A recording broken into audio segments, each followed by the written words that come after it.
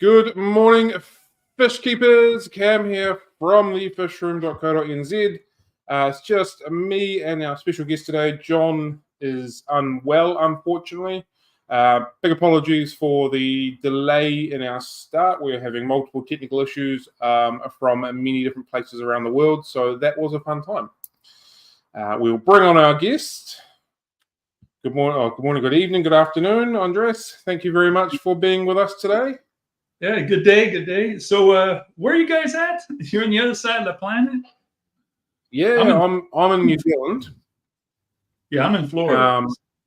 And John, who is normally our co-host, is in Scotland, but he's not well at the moment. So it's a multi-time zone phenomenal going on. What time is it for you now? 8:15 a.m. on Friday morning. Okay, so here it's 4 o'clock, 4:15. Okay. Yeah. My day's beginning, your day slowly coming to an end. Still got to go. When you're farming fish, is always something. Always. Okay, So first of all, yeah, go ahead. Yeah, fire away. Can you just give us a rundown? Can you give us a bit of a rundown of who you are and what it is that you do?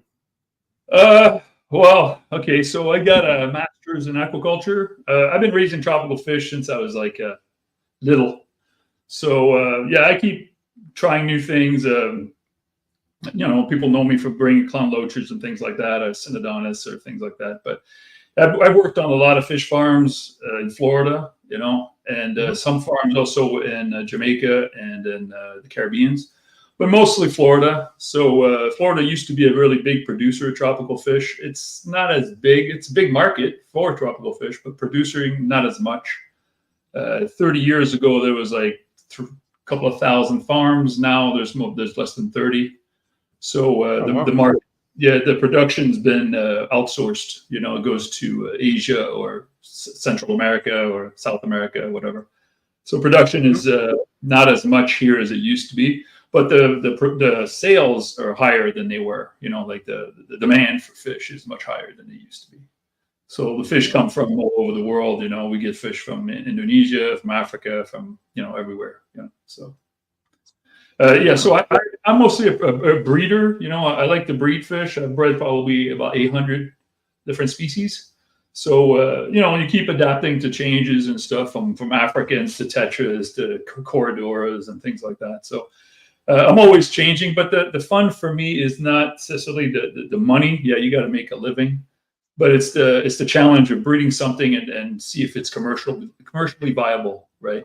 So there's a lot of fish out there that are neat to breed, but they're not really financially rewarding. So you're trying to do stuff that, you got to make a living out of it, So I got a master in aquaculture, mostly water. I did saltwater aquaculture mostly, but that's another story. But right now I work freshwater. Cool. What got you into fish keeping? What was your first experience of keeping aquariums or keeping fish? First fish? Probably convicts, I guess. The little black striped convicts and breeding and stuff like that. And then got going with that. But I always like nature in general. I'd go out collecting a lot. I think all fish keepers, they start collecting first. They get to the ditch and the canals and they catch their first crayfish or whatever. We had stickleback, a lot of stickleback up in Canada.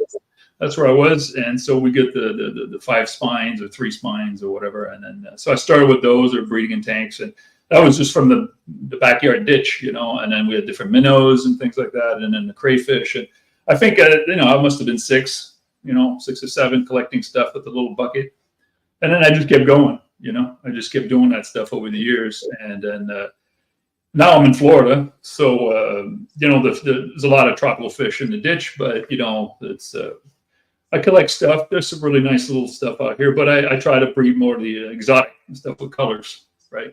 So, and then I got into the Africans in the beginning. That was 30 years ago when they were really starting to pick in, and then I was in Florida. We worked on farms. So I farmed a lot of Africans, from the peacocks to the haps to the hybrids that you do, OB peacocks and things like that. And then all the pseudos and mbunas, did a lot of those. I also did a lot of Central Americans. I'm still got a big thing for Centrals, so I don't know if you guys got those over there, but yeah, Central American. Some, not all.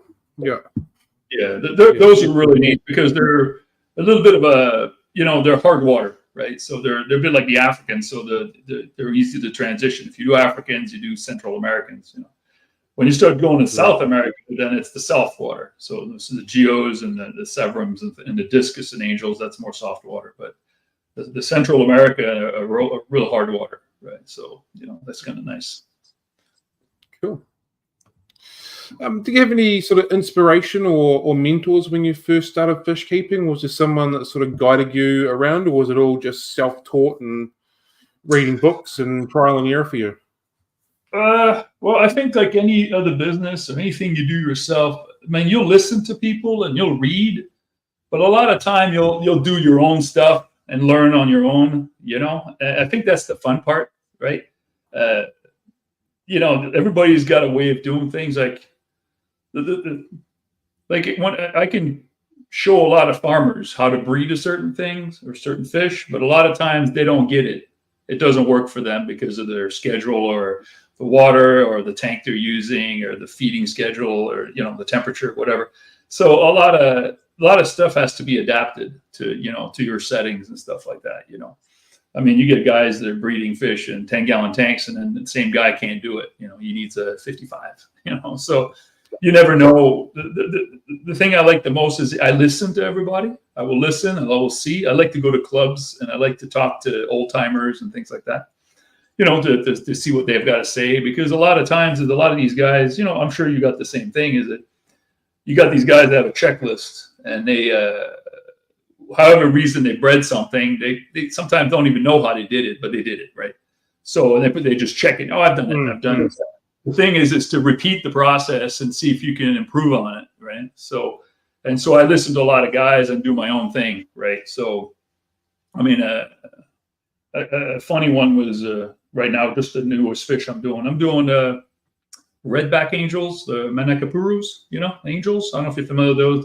They're like an altum, but they get the red back, and and for years I've had some wild ones, and they were sitting in tanks, and I've been playing with them, but nothing came to it. And then I breed cardinals. I was breeding cardinals at the time, and I kind of like gave up on those angels, and I threw them in the sump. So I had a 500-gallon sump. I don't know if you understand what a sump is, So I threw them in there. I didn't think about it, and the next thing you know, I do a lot of stuff with pH change and stuff like that, acidic water, but I don't do any chemical change. I do natural acidity. Anyways, and then one day I walk in there and there's a bunch of spawns in there. And I was like, what the hell happened? These things started breeding. And then I found out that they only like to breed at 4.6. So a pH of 4.6 to 4.7 is what I breed.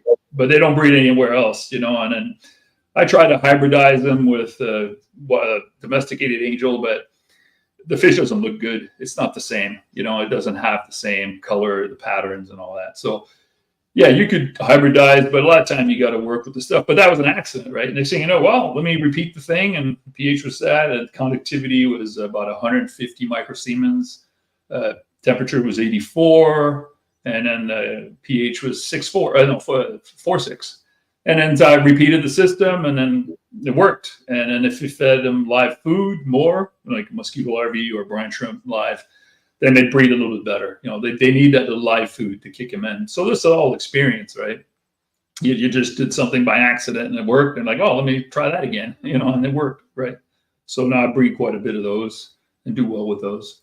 So, but it's trial and error, right? And the thing like Clown Loaches, for example, was the one that took me years to figure it out. The biggest problem I have with loaches is I can only breed them once a year. So it makes it difficult to do anything with it. It's not like I can breed them like an angelfish and have spawns year round, right? Every week. Clown Loaches is very specific. I know in the wild they breed twice a year, fall and spring, but I've never been able to get the spring spawns. Once, I think, over 15 years. So it's not like a good thing. So it's a tough challenge fish, right? And it's the window of breeding is literally 2 weeks. That's it. You got 2 weeks. Oh, If wow. you miss it, you're done. There's no, I've heard people, like I got a friend of mine and now Peter Putterick, he moved his operation to Portugal and he was breeding Clown Loaches. He's got some videos on the web, on the YouTube. And but he breeds a different one. It's a different Clown Loach. I don't know what stock he's got, but it's different stock than mine because there's three stocks of Loaches. There's Sumatra, Java, and Borneo. I know I have Borneo stock. I think he's got something else because mine breeds small. They breed at 3 to 4 inches, but his breed at 12 inches. So they're big. So it's different stock. Yeah. So there's but everybody breeds differently. His systems is different than mine.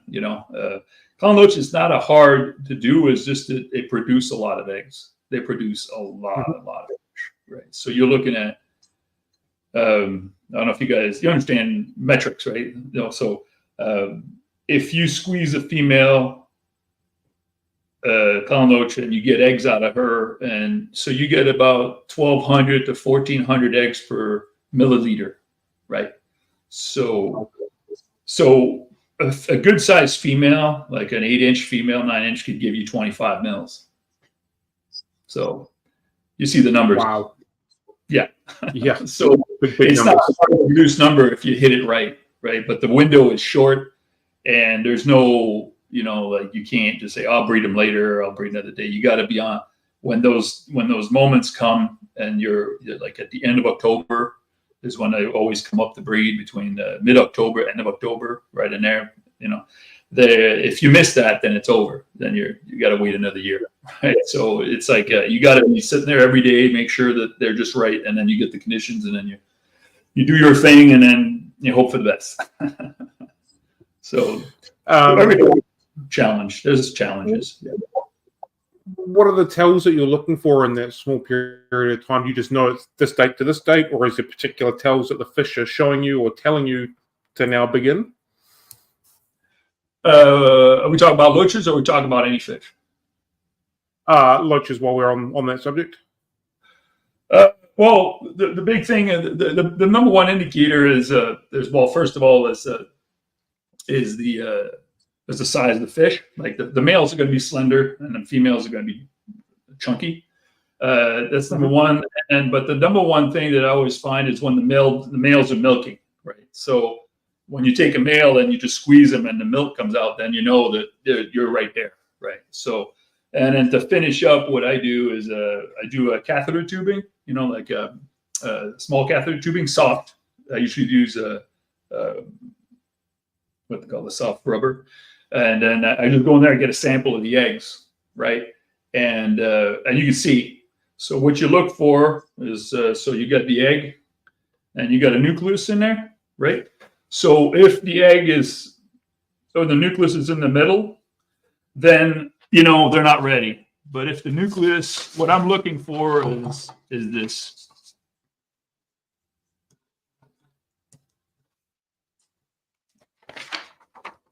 So I don't know if you can see it. I'm looking for that one. Right. So the nucleus has to be on the side, because most eggs, what they have is they have a pore, right? They don't have pores all around the eggs, right? So there's a small pore on the egg.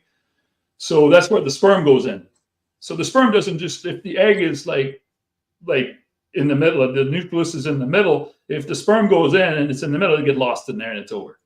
But the thing is that the nucleus migrates towards the pore. And so when the sperm comes in, it's fertilized. So what you want to do is you want to get about a 50% to 75% migration, what I call nucleus migration, to that spot. You could see it just with a microscope, right? You just get a sample and you look. You could do that on pretty much every egg, And if some eggs are a little opaque, but the Clown Loach is very clear and it's really small. So it works really well. So that's the next step, right? And then when those conditions are right, then I just do the water changes, do the little cooling down, and put them together and let them do their thing, And so little tricks and stuff. So you don't induce them. You allow them to do their. Well, okay. So you could do hormones. The problem with hormones is that if the female is not ready, she ends up dying. for the injection because she will not release the egg. She bloats up and dies. So, you work on a fish for 2 or 3 years and you do an injection and it's dead. You're like, oh, great. So you're better off getting all these conditions right to tweak your system. So a lot of it is water current, temperature. So clown loaches, like if you want to be real good, they like to breed on the cool cycle, right? So, but they don't condition on the cool cycle. They condition on the warm cycle. So the warm cycle for clown loaches is no more than 81, maybe 82 at most. So 81 degree conditioning and breeding at 78. So those are the things, So clown loach, well, the one for Borneo, anyways, Borneo's right on the equator, right? So the water temperature there is extremely stable. It doesn't change more than 4 or 5 degrees per year, right? In Florida here, my water in the canal could be 95 and close to 40. And then in the winter, it's freezing, right? So there's a huge range in Florida. Right? So you don't have that in Borneo. Borneo is this, your fluctuation depends on the rainy season. So the rain cools down the thing. Clown loaches migrate up rivers to spawn. And then then they release the eggs in there. They're egg scatterers. And then the eggs will hatch in 18 hours. And then they go through that, what they call dispersal phase. I don't know if you've ever seen that. So where the fry swims up the water column and then lets loose, hits the bottom, swims up. So that's the dispersal phase. So they do that to get carried by the current, right? And then after literally 24 hours, they settle to the bottom. They're really, really small and they just hug the bottom and you don't ever see them. And they eat whatever's on the bottom. They're not hard to feed. They're pretty good sized fish. Brine shrimp works. I prefer microworms for them. You guys are familiar with microworms, right? So because the microworms lay at the bottom, and then the brine shrimp, if you put that, it's in the water column, and they don't really get it. They get whatever settles on the bottom, but they won't eat dead stuff. They'd rather have little microworms in the bottom. They eat that. They do real well with that. So, but you tend to you want to do the cold cycle with them. So it's basically conditioning. There's a couple factors. So first one is pH. So that was another one. So for me to, and then maybe you guys will figure this out, but the way for me to find out what's the optimum temperature, water parameters, let's say pH and hardness and all that, to find out what it is like for the fish, I use the sperm, the milk from the males, and I do different water, and I drop stuff in there, and then I look at motility timer. And sometimes if it's too acidic, the motility is dead, doesn't work. If it's too alkaline, it doesn't work. So you find you can range whatever is the optimum for your sperm to be motile. And that's what your water you're using to hatch the eggs or get the fertilization. So that's how you do it. That gets tedious work, So if you want to do a microsiemens, you're looking at 150 microsiemens and pH is 6.4. So that's the 6.4, 6.5. Yeah, but 6.4 to 6.6 is good. So 6.5 is good. Conductivity 150 to 120 to 150, so it's soft. And then, but you cannot condition the loaches in that. The loaches don't do well in that condition. They don't like it at all. They don't eat well. They don't do well. But the eggs have to hatch at that. They won't hatch in hard water. So it just basically when the rainy season comes, the big breeders, they go up the rivers all the way to the little streams, like a salmon, and then they do their thing, and then they go back down. So that's the clown loaches for you. Cool. You said earlier that you don't use any chemicals to bring your acidity down. You said you do it naturally. What methods are you using to do with that? All right. Well, that's it. That was something I figured out a long time ago. But you guys have African tanks, I'm sure, right? So you know what happened. So you know what happened when you don't do water change for a while. What happens? What happens to water? It gets acidic, right? Tedious. So yep. Yeah, and so what's the reason for that? So there was something else that it took me a long time to figure that one out, but I couldn't figure out what was the food that the bacteria needed to go through your biological filtration, right? So do you guys know? what's the number one food they need? What does bacteria need to go to the cycle? You guys don't know? Poo. The number one thing they need is carbonates. Carbonates. That's it. They need carbonates. They don't need sugar. They don't need, So you can have ammonia and all that, but in order for the ammonia to be converted to nitrate, it needs carbonates. So you have to have carbonates in the water. Not necessarily a lot, right? So what happened is that, so let's say I have a soft water system, real soft, right? I can get down the cardinal system. I do cardinals and breed. I get them down to the lowest I can get pH, and the normal way is 3.6, and I still have biological filtration, right? So wow, yeah. So there's no such thing as you can't have biological filtration without acidic pH, which is not right. It's untrue. You can have biological filtration at that pH as long as there's carbonates in the water, right? So, like in my system, let's say I have a 400-gallon system for the cardinals for breeding. It's not that big. And then I have to put a 1/4 teaspoon of sodium bicarbonate in the system every 2 days. You can't test that. You can't. You can put a 1/4 teaspoon carbonates in there. You're not going to test it, but you know what? The filtration worked great. If I don't put that in there and the pH goes down to right around 3.6 or 3.8, then I have an ammonia spike coming up, right? I'm right at the teeter top, right? So, and you understand that ammonia becomes ammonium if you put carbonates up. If you bring the pH up, then it becomes toxic, right? So you got to be able to balance that out, right? So the way to do that is with pH controllers. So I know you guys are familiar with pH controllers, right?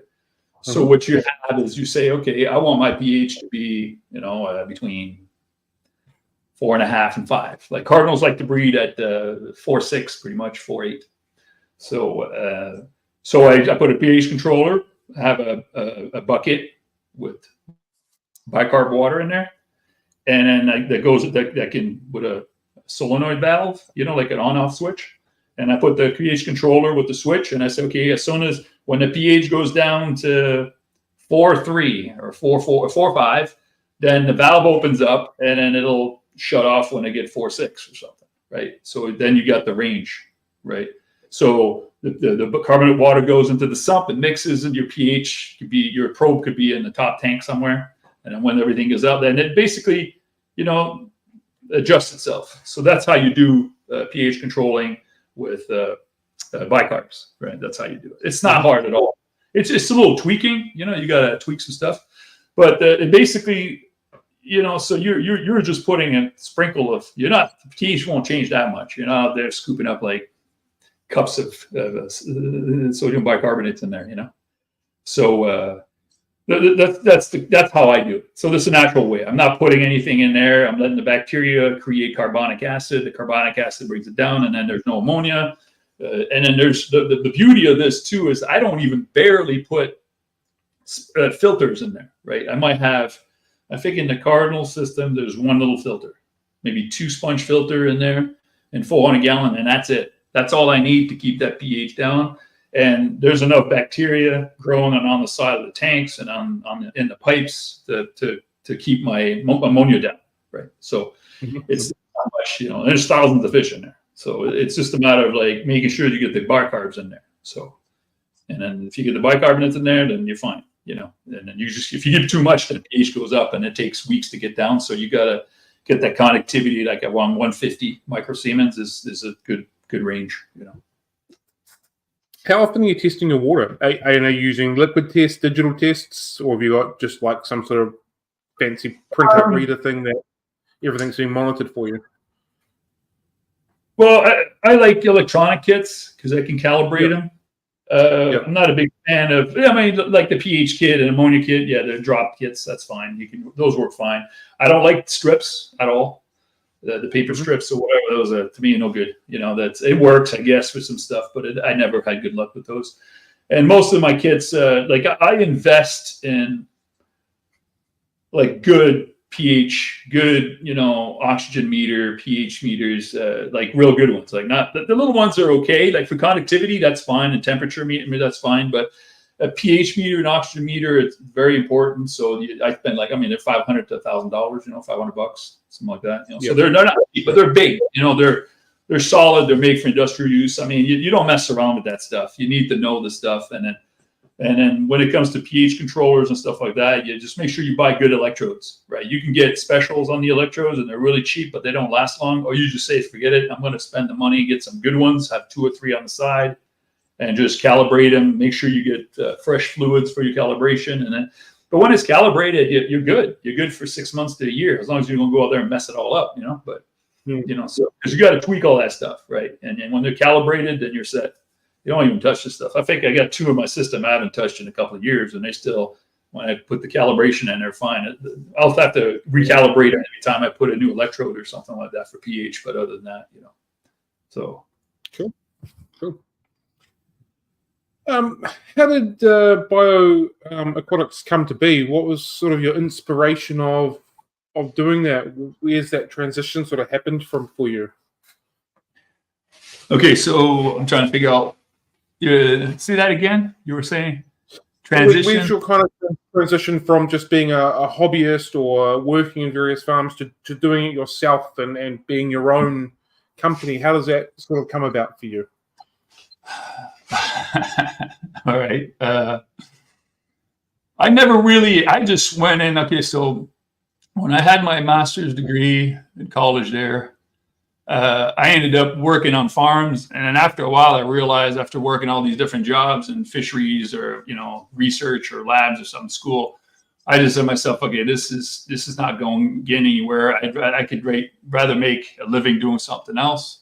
I always did the fish, but what it is basically at one point, it's like it's a leap of faith, and you say, hey, whatever happens, I'm going to stick to it, right?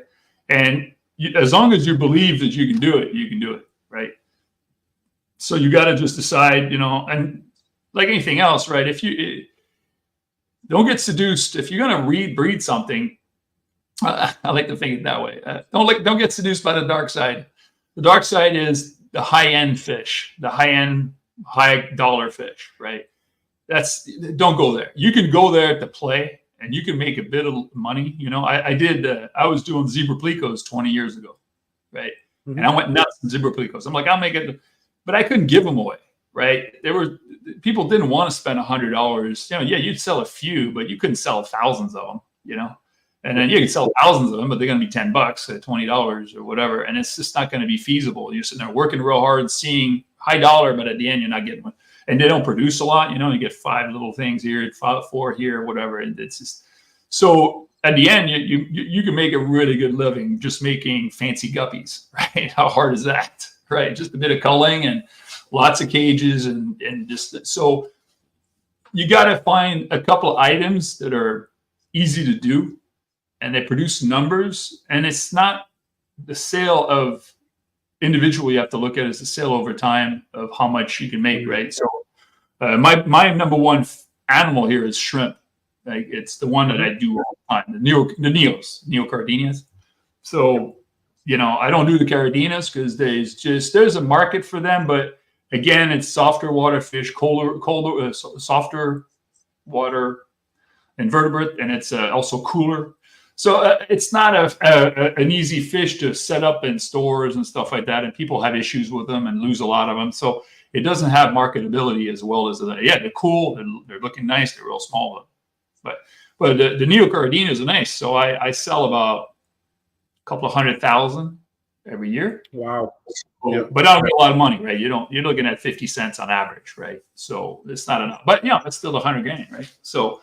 You pay the bills with that, and if you lose a colony, it's not like, oh my God, I'm gonna, shoot myself or something. You're just like, oh, I'll just start another group. It's not like the end of the world. But when you start losing clown loaches, and you're like, oh, your heart drops for a month.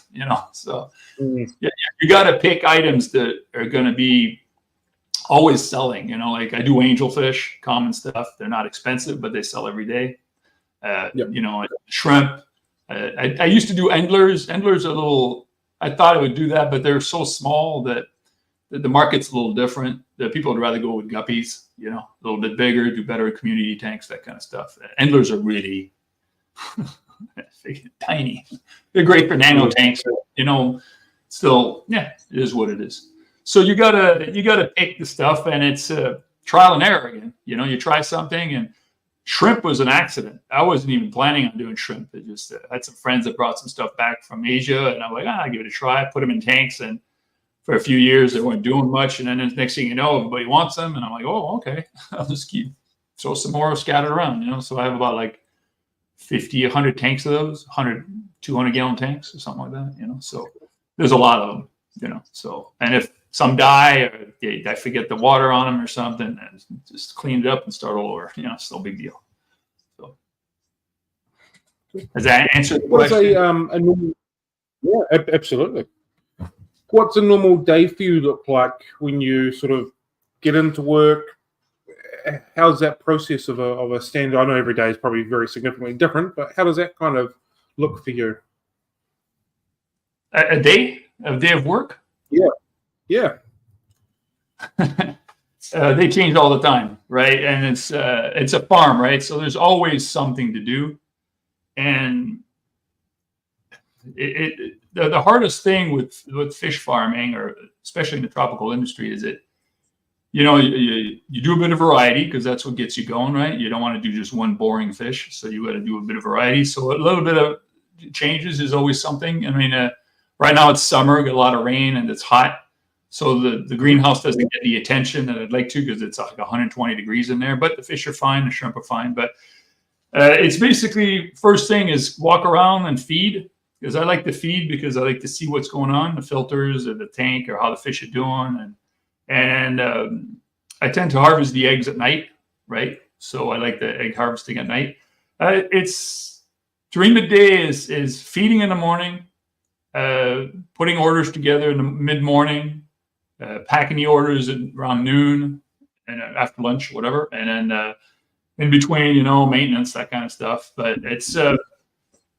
but it changes, right? You know, like when I'm in the catfish breeding season right now, I just finished the catfish. So I do the catfish at night. So I do a lot of my stuff at night, collect the eggs in the morning. So I'm up late. No, I stay up late and I get up early. So my day's a little different. And then stuff like angelfish, that's easy. It's every day, just pull eggs or, you know, make sure the fish don't fight. But you always have to have, I call it buffer zone. So you have to have extra tanks, extra vats, always empty, ready to go to put fish in, because there's always something, right? Fish gets aggressive, or you get a spawn you didn't think about, or there's always something, right? So you have to have, not just like have all these tanks full, right? So a lot of people come over and they go, oh, you got a bunch of tanks empty. Yeah, come back next week. They may not be empty. So you have to have some buffering. So you have to have tanks ready to put fish, instead of like, the biggest thing I see with these guys doing breeding is that, or fish, is that they'll be like all doing stuff, and suddenly the stuff breeding, and then they have nowhere to put the stuff, and they go, oh my god, I got to do stuff, and then they scrounge around there putting new tanks together, and instead of like just having a bunch of empty tanks ready to put stuff, right? So, and that it's for fish that are damaged or imports that you're bringing in for future stock, or I don't know how much the fish is over there for you guys, but you know, I go through a lot of distributors, and I'm still a kid, right? So a lot of times I'll come over and I'll see a fish I haven't seen in 5 years. And I'm like, I'll get it later. And sometimes like, I got to get it. And I'm like, I need a tank for it. I have a tank for it, right?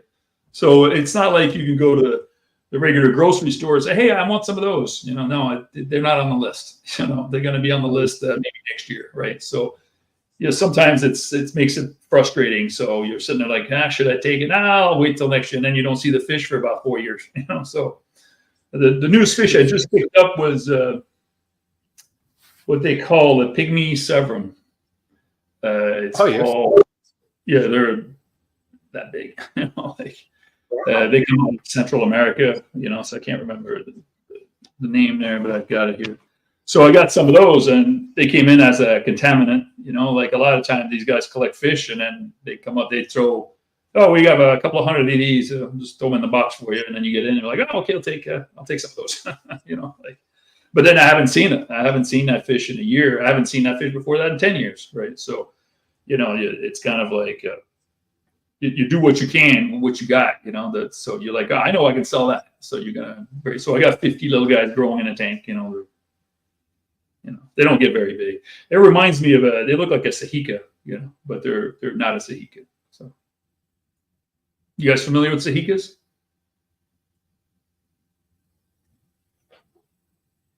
Did we lose the contact?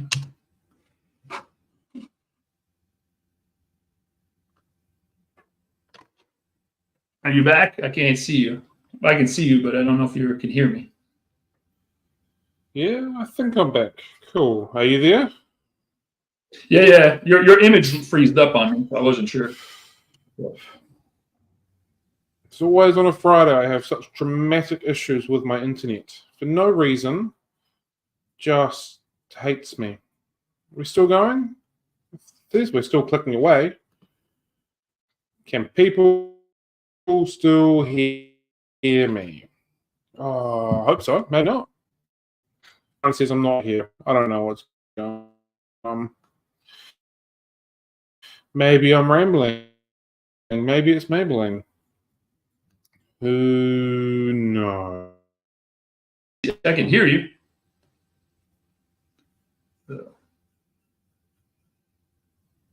Yeah, we got some thunders over here. Yeah, we got. Cool. All right. Well, I think we're back, so we'll just keep rocking and rolling with that, I hope. I find it really interesting that you said when you go to your wholesalers or you get a new list, you're kind of like a kid in the candy store still, because I'm the same. My new lists come out every Friday. I go, oh, I haven't seen that for a while. I need it. Right. And then I make the decision of, do I keep this or do I then sell it for somebody else to need it themselves, kind of thing. And I've got a list of fish that people are looking for, and every couple of weeks, have you found it yet? Have you found it yet? I can't find it if it hasn't come into the country. Like, some things just kind of do that, and they're there for a week and then they're gone again for another 9 months or something like that. So there's a lot of new stuff out here. There's a lot of, you can't have everything. You just got to pick the stuff that's in your niche or whatever you like. And so it's a bit like when you do this business, you have to have your income. Something's got to come in. And then you play with the stuff. Like, you got to do your 9 to 5 job. You got to just do it. And then you got the playtime, right? You got these little fish you want to play with, right? And then, but you can't depend on them, right? Don't expect to depend on those guys to make a living, right? It may or may not, but it's also the fun part, right? That's how I've got so many different fish that I've bred, because I've kept playing with stuff. And I'm not playing as much. I'm more concentrating on trying to work on the other stuff, like trying to do hybridizing and then trying to get the loaches going to different patterns. And, so I concentrate on that. And then, I do a little bit of Synodontis. I like the Synodontis group a lot, because the beauty of Synodontis is you can hybridize every one of them, right? It doesn't matter if it's from the Congo or from, North Africa, South Africa. You can put them together and they hybridize. And then you get different patterns, different fins, different colors, different behaviors. So, there's something to play with, and then there's some stuff that I do that are stunning, but like anything else, when you start doing new fish, you got to develop a market, and that's going to take a while.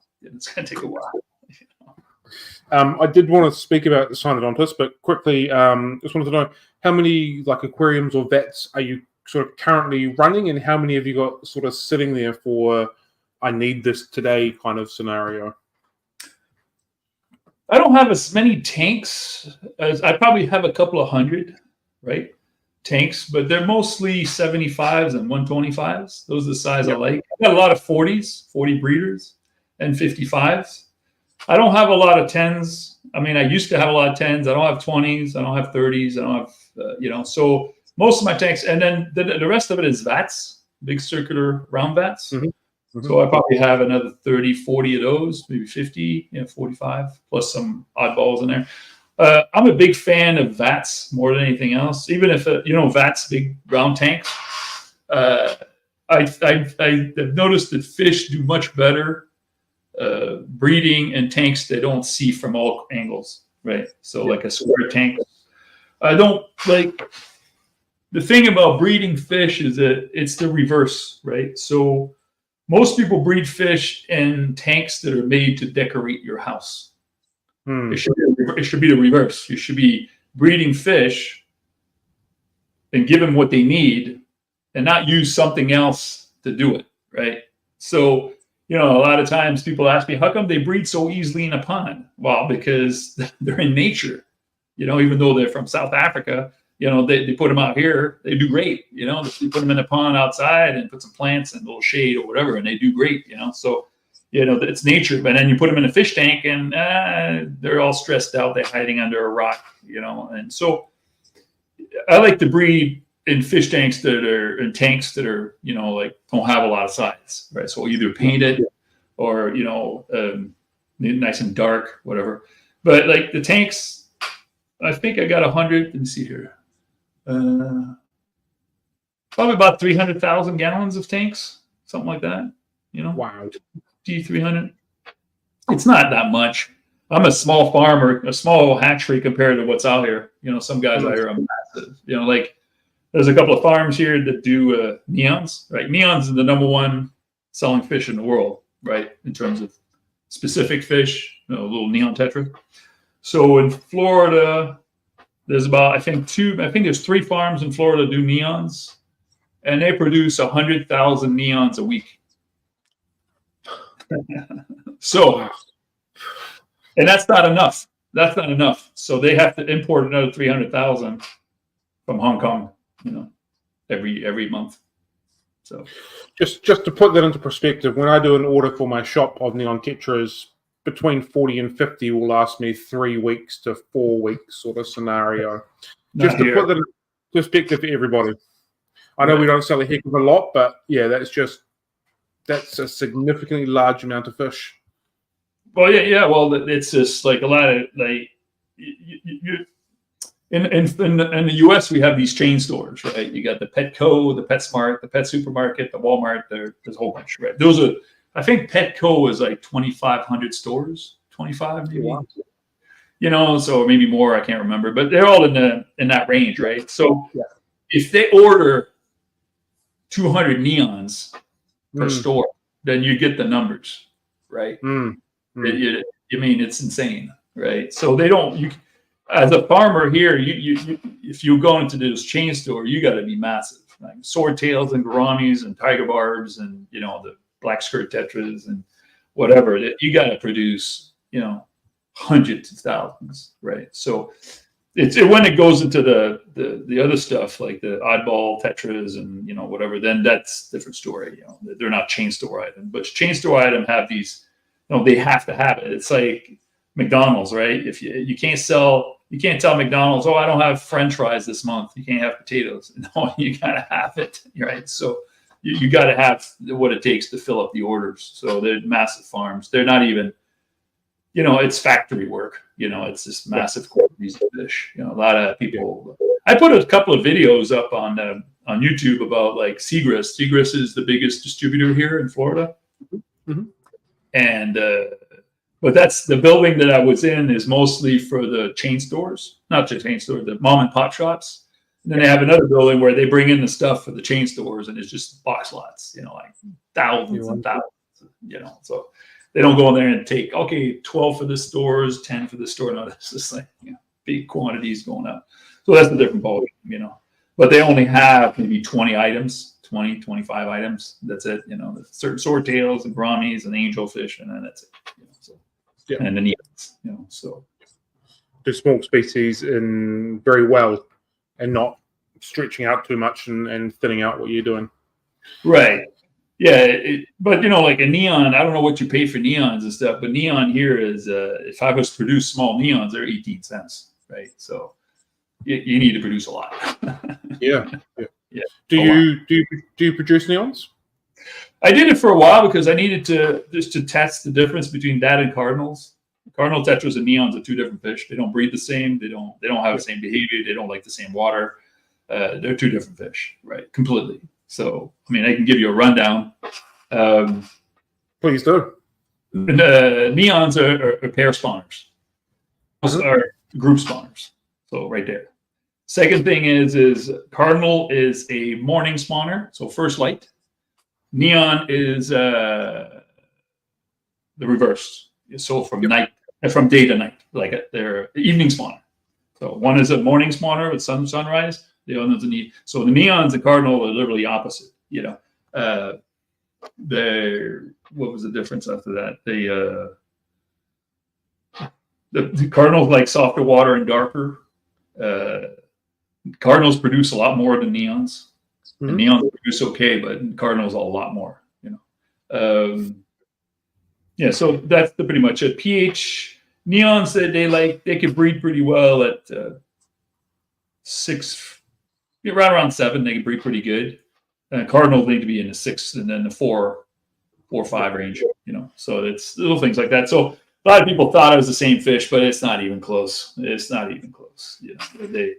The parameters are all different. For me, it was years ago. I was just trying to figure out, because that's, everybody know how to breed neons. Like, well, let me breed cardinals. And then I was like, nope, that's not working. Nope, that's not working. That's not working. So, things like that, And so here, the neon, I put a little video also how to breed neon. It's mass quantity. They just, they do so much production. It's insane, We've had a couple of questions from the audience, so I'll just bring them up. Next is asked, if a species is stocked in an American chain store, is that pretty much guarantee it's farm bred then? Yeah. Yep. Not many fish that are wild caught. The number one wild caught fish that you see in chain store would be clown loaches. And that's been limited, very limited anymore. The clown loach is on the way out in the wild. It used to be in 3 islands, Java, Sumatra, and Borneo, and now it's only out of Borneo. But even Borneo, I don't give it very long to last because of the pressure China puts on that island to get the rare metals and the wood and all the resources out of it, because it's not a stable government. So they're destroying the whole island. If there's a spot in the world I'd like to see before it goes, would be Borneo. Borneo is not doing well, and there's a lot of good stuff out of there. Like the tiger barbs come out of there. Your little loaches, those little hill streams that come out of there. The loaches. I mean, there's a lot of other fish out there that are really neat. But anyways, the Borneo thing is a sad thing. So clown loaches are starting to be farm bred in Asia and stuff like that, but it's still not super well done, and they depend on the breeders, because what happened is that they'll go out to the wild and collect the breeders, use them for a season, and then sell them. So what happens to those breeders is most people don't keep them. They collect them in the season, get them out of the islands, trying to get the breeders out of it, and then as soon as they spawn them or whatever they do, they sell them. They don't sit on them for a year. They'll just move them. So nothing is working well for the clown loaches. Nothing. The environment's not doing well. The economy's not doing well. The market is there for sure. There's no doubt. But but in the long run, we're not going to see that fish for much longer. Sad. How many clown loaches do you produce a year, just out of curiosity? Well, I don't do a lot, because the problem is that the money is not as good as I'd like it to be. So most of the distributors match up the wild price. So the wild price is about $1.50. So I don't make a lot of money on the fish. So I do between 15 and 20,000, maybe 30,000 a year. So I just breed little batches. I used to do a lot. I did 100,000 one year, but I sat on them and it was too hard to deal with, and I couldn't get the money I needed out of them. So I kind of toned it down, and then I work on different patterns and stuff like that. And it's kind of a tough one because, they take, like anything else, 4 months to get a market, right? To get 1.5 inches. It's no different than most fish. But the problem is that you only have one batch, right? So you're breeding and you got them for a little while, and then that's it. Then you have to wait for a year. So I kind of diverged from it a little bit. I still do a little bit of it. That's why I got the numbers down. But it's not inspiring for the money, right? It's not inspiring, right? It's a lot of work to get to the stuff, and it's a lot of, and then you don't get the rewards out of it, right? And as long as there's going to be wild ones coming in at $1.50, it's not worth it for me. I could try to sell them for $9 and $10 on the web, but it's like A lot of people, yeah, you guys familiar with Petricola, Synodontis petricola? Mm-hmm. So I can produce a lot of those, right? But the problem is you know, like, okay, so I sell them to distributors, I get $2, right? So it's okay, you get a couple of hundred, you know, you get $400 or whatever. That's pretty good, but I don't sell that many, right? They're not going to buy that fish every week, right? They're going to buy a box every month and a half, and then that's it. So people say, well, I'll sell them online. I was like, yeah, so I sell them online, I might sell 50 a month, right? So I'm not selling that many, even though they're $10, you know, $10 online. So it's kind of one of those things. Yeah, it's a cool fish, but I make more money with shrimp, right? Yeah. So from a business standpoint, there's no logic. From a I like fish and these fish are cool, it makes every bit logical. Right. It looks good. I mean, a lot of hobbyists come over and they see all my Tanganyikan sections, or they see the loaches swimming around, and oh, it's so great. But at the end of the day, you're like, yeah, but they haven't bred in 6 months, and they're just eating food, and I have to take care of them. You know, the big pets. You know, so which is fine, but I can't. You know, I used to have 500 loaches breeders. You know, the big ones. Wow. And I kind of got out of it. Now I've got like 30. You know, I don't need that many. I was like, I want to go crazy, and it's too much work. You know, I didn't have the facility to hold 500,000 eggs. I just didn't have the facility. You know. The other question that we've had is, I know you're in Florida, but where they're coming from, will I get in trouble with the fish police if I ask, what are your thoughts on the new Glow Angels? Yeah, I know those guys, the glowfish guys. I know why they do the farming and stuff.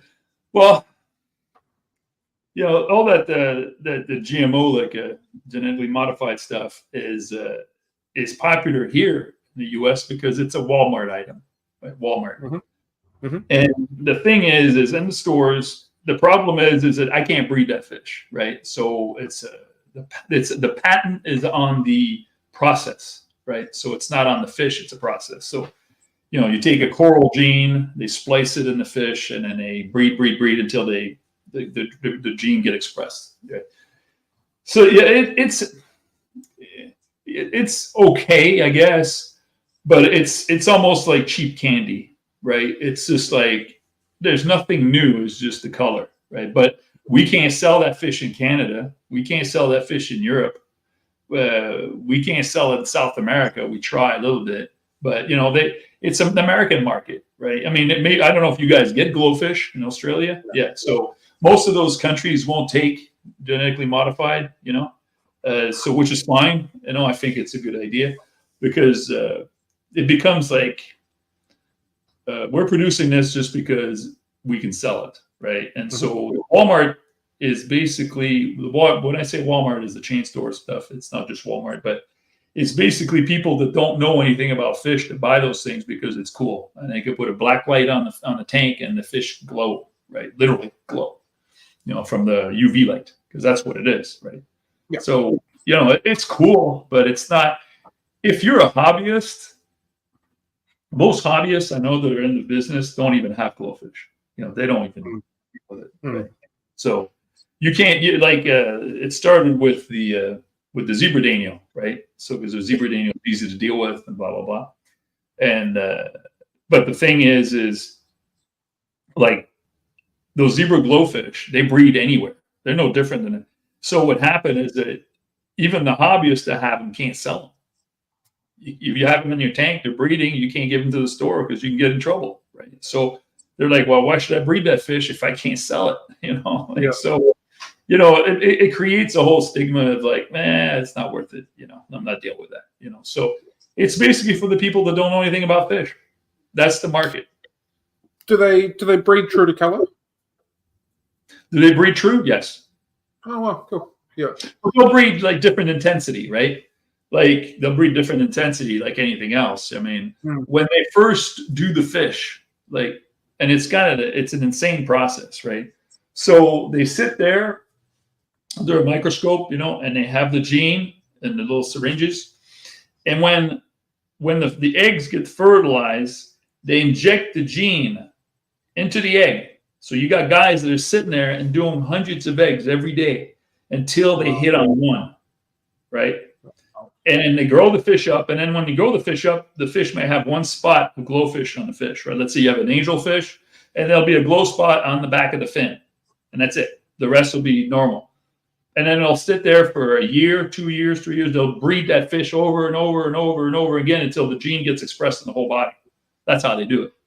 And so the thing that we've noticed with glowfish as a hobbyist is that they're weak genetically because they're so inbred. They're so inbred, right?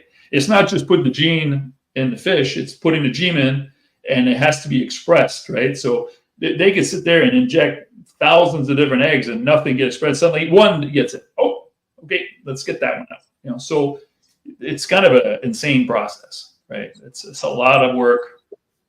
But then when they get it going, well, then go, you know. So it's a whole, you know, it's another world, right? It's not even, I wouldn't consider it a hobby thing. It's basically cheap candy for the guys that want a fish tank, but don't really care. There's just one color. That's how. Yeah. It's not.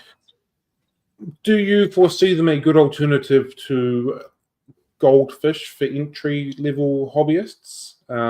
Goldfish get neglected in little bowls quite regularly. Just want some sort of thing in some water. Glowfish, smaller aquarium sort of scenario as a possible use for them. So you're talking about nano tanks?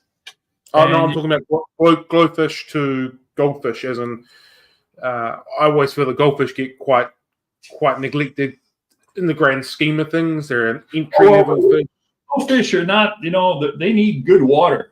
A lot of these glowfish, they need good water because they're genetically weak. I mean, if you want to compare it to goldfish that, you know, you put in a bowl and you get it at the fair, goldfish are tough, man. The carps, you know, they don't need water change. They just need water, you know. So, and the biggest thing with carp is they need cooler, so they do well inside and they do well, you know, Asia and the cooler weather. But the thing with those fish is that they're hardy. Goldfish are hardy, you know, and they do real well, you know.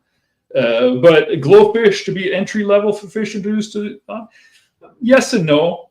I think a lot of people get seduced by the dark side. They forget it, you know, they go, oh, that's colorful. But I think that all of us that are in the hobby, we like fish for their behavior, for the purity, or for whatever uniqueness, right? You know, I mean, I still like the hybrids no matter what.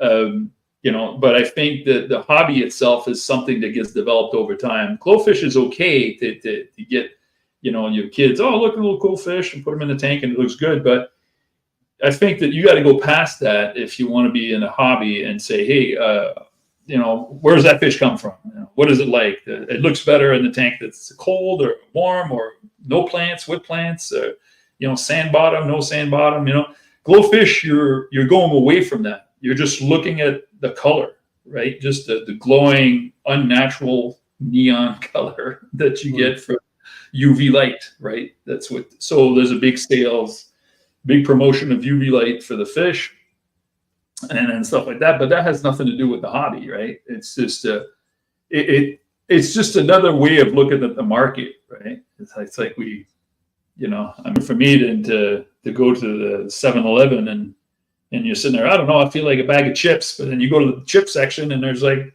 40 different colors, you know, like, okay, which one I feel like today? Oh, I feel like some green ones today, jalapeno, you know, whatever.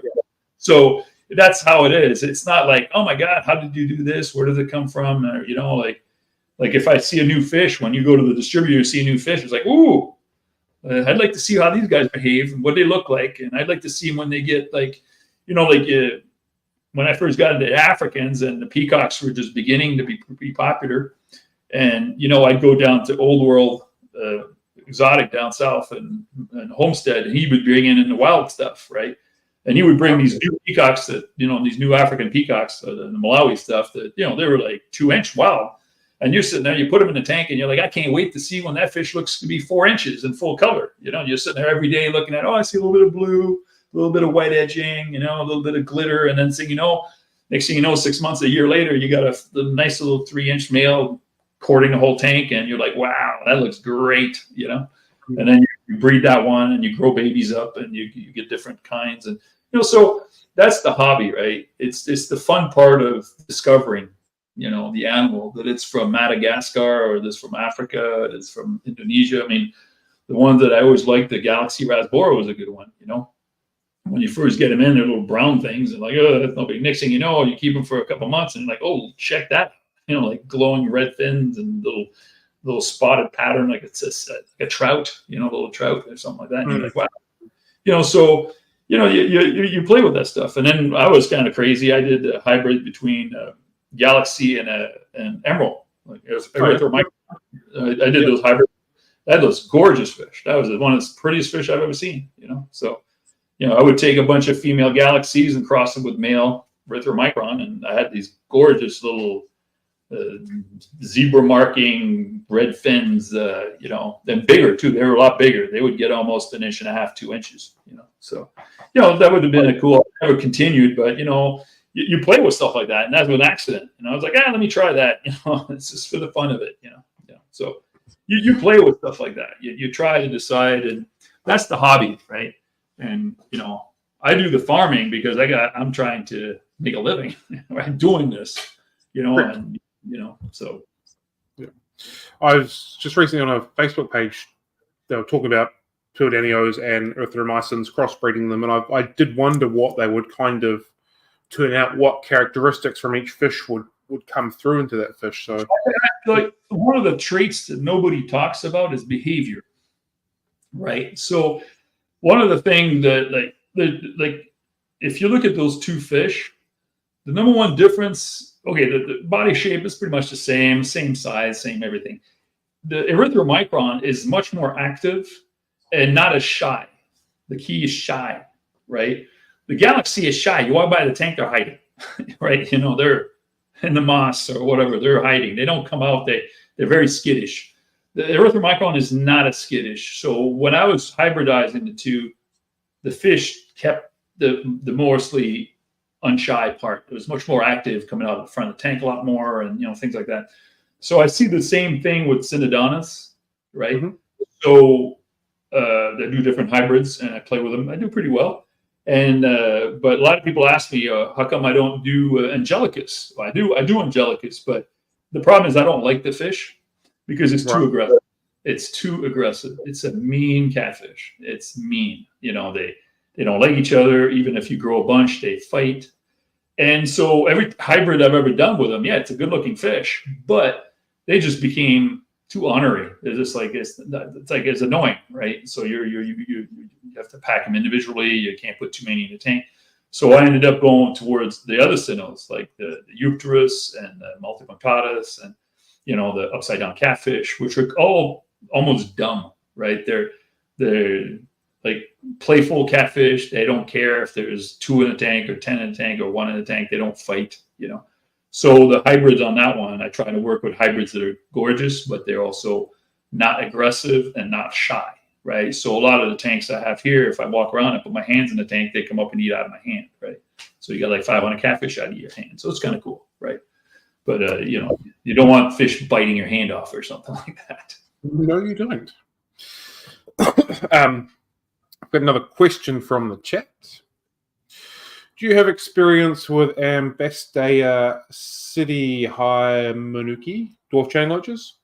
Mine don't like low pH soft waters. They quit breeding, but not 100% why they breed for years without me trying either. Well, I'm assuming they might not be dwarf chain loaches.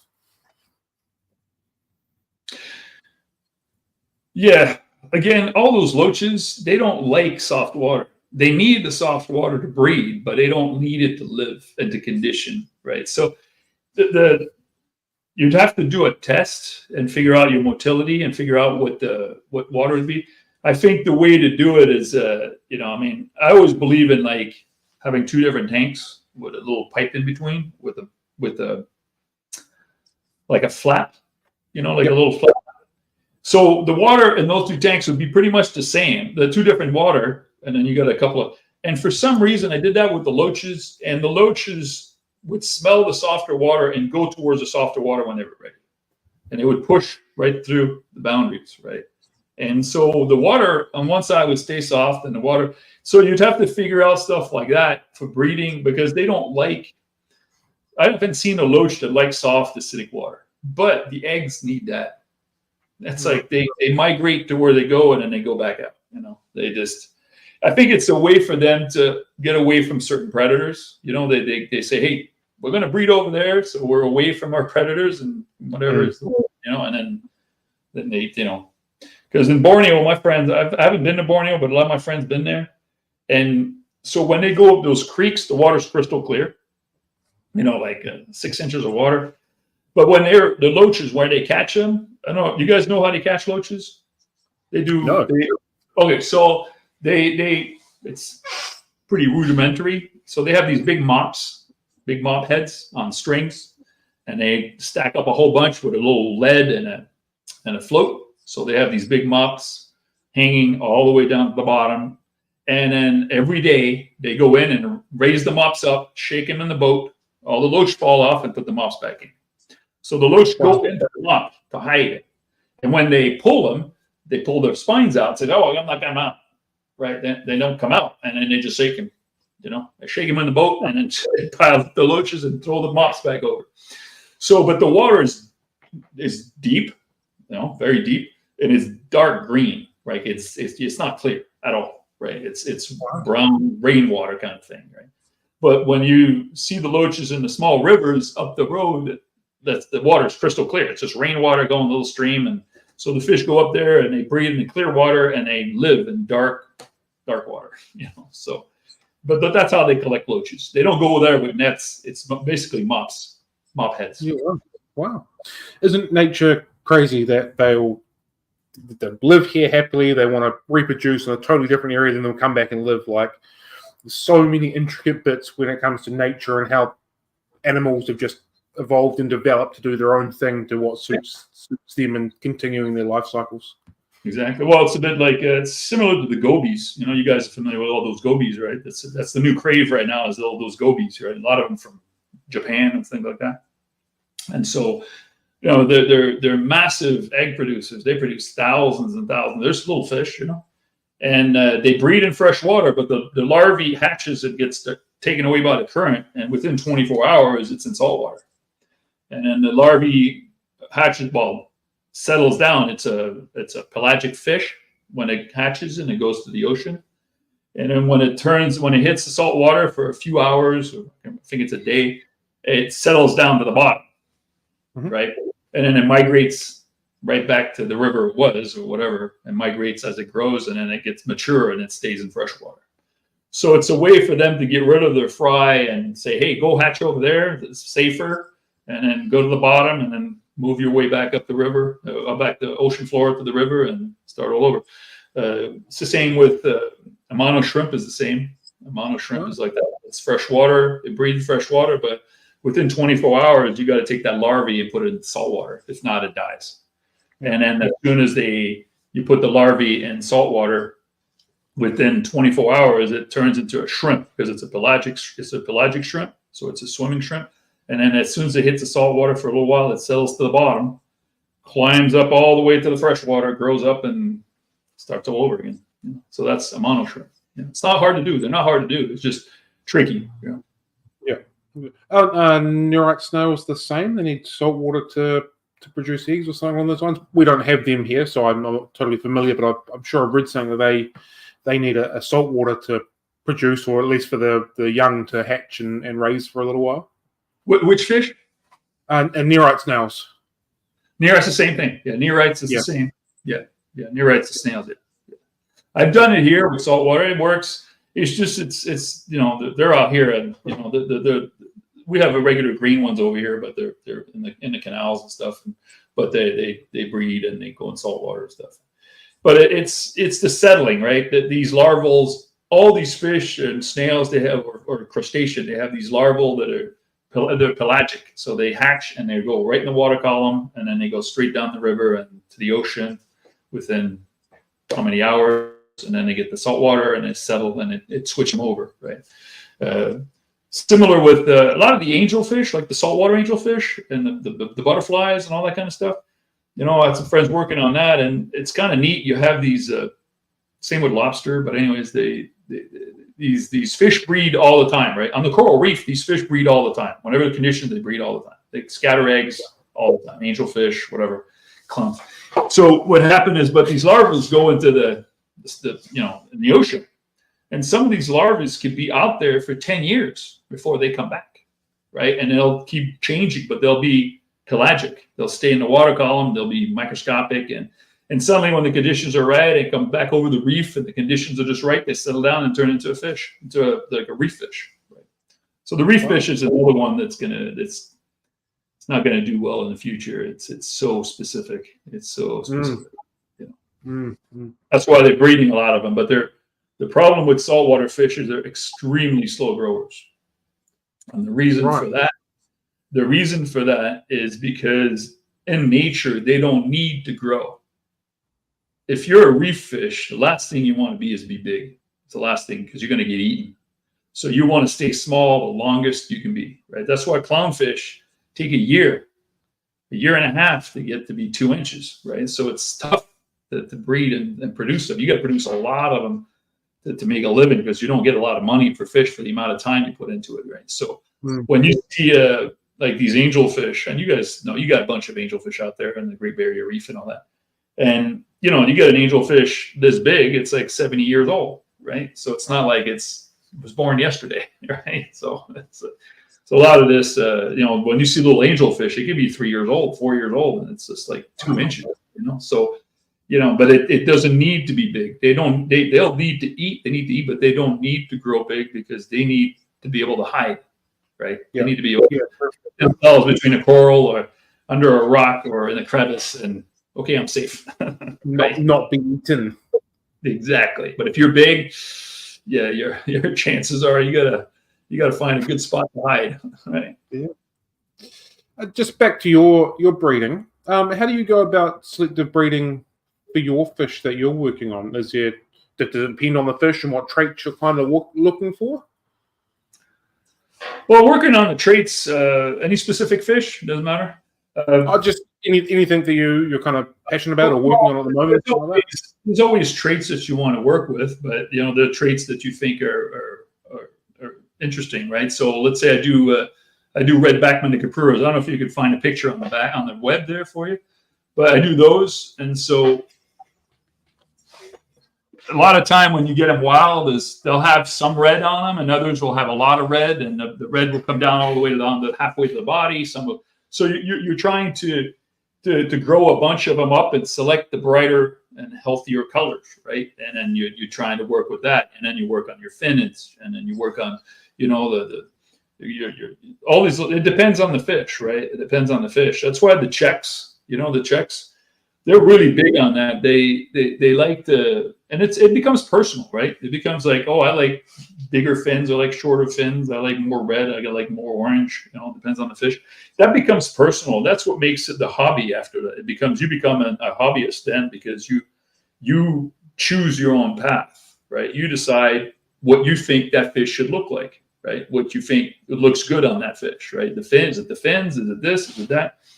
Like, I wish I had pictures. I'll have to send pictures, but I did like. John's going to try and put a link to your video in the chat now. Oh, okay. So, well, you got that. But like, for example, I did angelfish a few years ago. I was doing Philippine blues. Are you familiar with that? Mm-hmm. And then I have some really nice blacks, right? So I decided to cross the two over, and I've got some really nice black blues, and are like dark black with the blue sheen all over them. So those look really good, but I haven't seen that anywhere, So, it takes a while to work. I mean, I did go through a lot. I've got about probably 25 pairs that I'm going to set up for those. They may not all breed perfectly, but it's a nice looking fish, and it's dark, but it's blue, so it's going to be interesting. So I'm personally, when it comes to angelfish, I'm not a big veil fan. I don't like veils. Period. I don't think the fish is pretty. I like a regular the tails with the nice fins and straight and like nice and quick. I like that. So that's personal. I got friends that all they like is veils, super veils, and all that kind of stuff. And I'm not a big fan of koi angels. I like plain colors. I like the blacks, the blues, the regular pearl scales, the silvers. More like simple, regular marbles is good, things like that. But I don't like to get too fancy, you know. I mean, I did some like the newest fancier one that I played with was the thing they call it Bulgarian greens or Bulgarian angels or something like that. Yep. And I didn't like the fish because first it was very genetically weak and it didn't grow well. You know, it just, and it had a lot of deformities. It grew okay, but it's slow. It was a slow grower, and it's very just, if you didn't handle it properly, it had like fin rots and things like that. It was just weak, you know. And then I tried to hybridize it, but cross it back with some more robust angel, and then it never showed the trait because it's such a recessive trait that the other fish trait showed up more than anything else. So I could have probably worked at it and trying to get more genetics, but it would took me another 2 years of playing with that stuff. And I'm like, I don't want to deal with it. You know, so, you know, you have to figure stuff out, right? Mm. To be a really good breeder, a producer, you got to make your own stock. That's the hardest part. It's the best part, but it's the hardest part. So what I mean is that you could go out there and you go to a breeder, a friend of yours, like, oh, I love this fish. I'm going to take your stock and breed it. Yeah, that's okay. You can do that. But as a producer, you want to get his stock, but you want to make your own, right? You're going to get stuff from him, get from somebody else, and trying to come up with your own mix and grow your own babies in your own water and start all over from scratch and make your own stock. The problem with breeding fish that are from someone else is you inherit their problems. You inherit, you know, everything that he's done. And so there's some good stuff he's got, but there's some bad stuff. And what you want to do is grow fish and breed stuff on your own water so that you create a fish that's used to your water and done. So, for example, Clown Loaches and most fish. So the best generation, if you start with a wild fish, if you start with a wild fish and you want that fish to be stocked for you, the best generation would be F3. F3, so the third generation from wild, F0, F2, F3 would be your best generation. So it'll be a generation that'll will never have experienced the wild, have everything in the system used to the water and to the food that you're feeding it, right? And then will grow their babies in the water condition that you give them that are yours, right? So when you have all that, like, so for example, if I get like a wild Central American fish, doesn't matter what it's, Sahica, whatever, small, whatever it could be, they breed okay in captivity.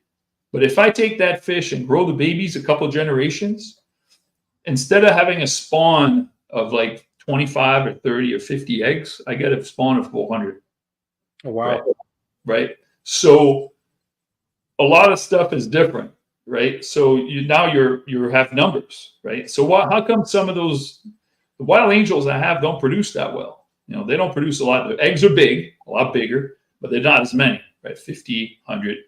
But when I do domesticated angel to play with, I get a slab of egg at 600, right? I mean, 600-800 eggs per slab of eggs, you know? So it's similar fish, but it's not. It's just domesticated, and the eggs are a little smaller, and they produce more of them, and, you know, and they're used to my water, so most majority hatch, you know? So those are factors you got to take, you know? You can always buy stuff from other breeders and buy breeders, but the best thing to do is to grow your own.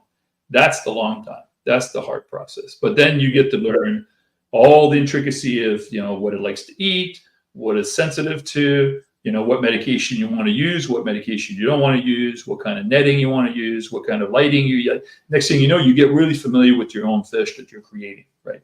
And you see that a lot in Japan with the koi. So a lot of these guys do koi, and they're like specifically on a specific color and, you know, whatever, and they work really hard. But all that comes with their own things, right? Their own nutrition, their own, you know, the dirt that they live in, and the water they live in. I mean, some farms are different than others.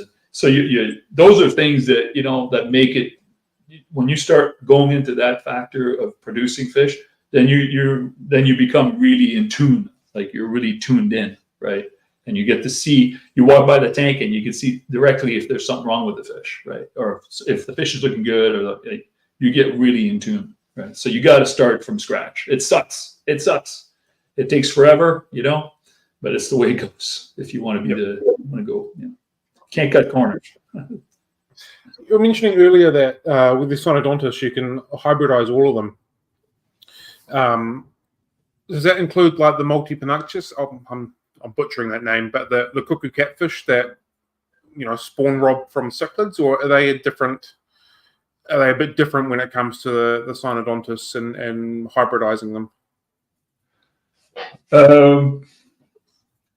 Well, most of these catfish are easy to do. They breed readily with hormones or without hormone. That's easy.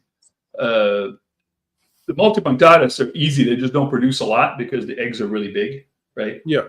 So, but I don't have to do hormones on that one, right? They breed readily 84 degrees, and so that fish is kind of neat for me to do. Is real easy. Basically, the males and females are always ready.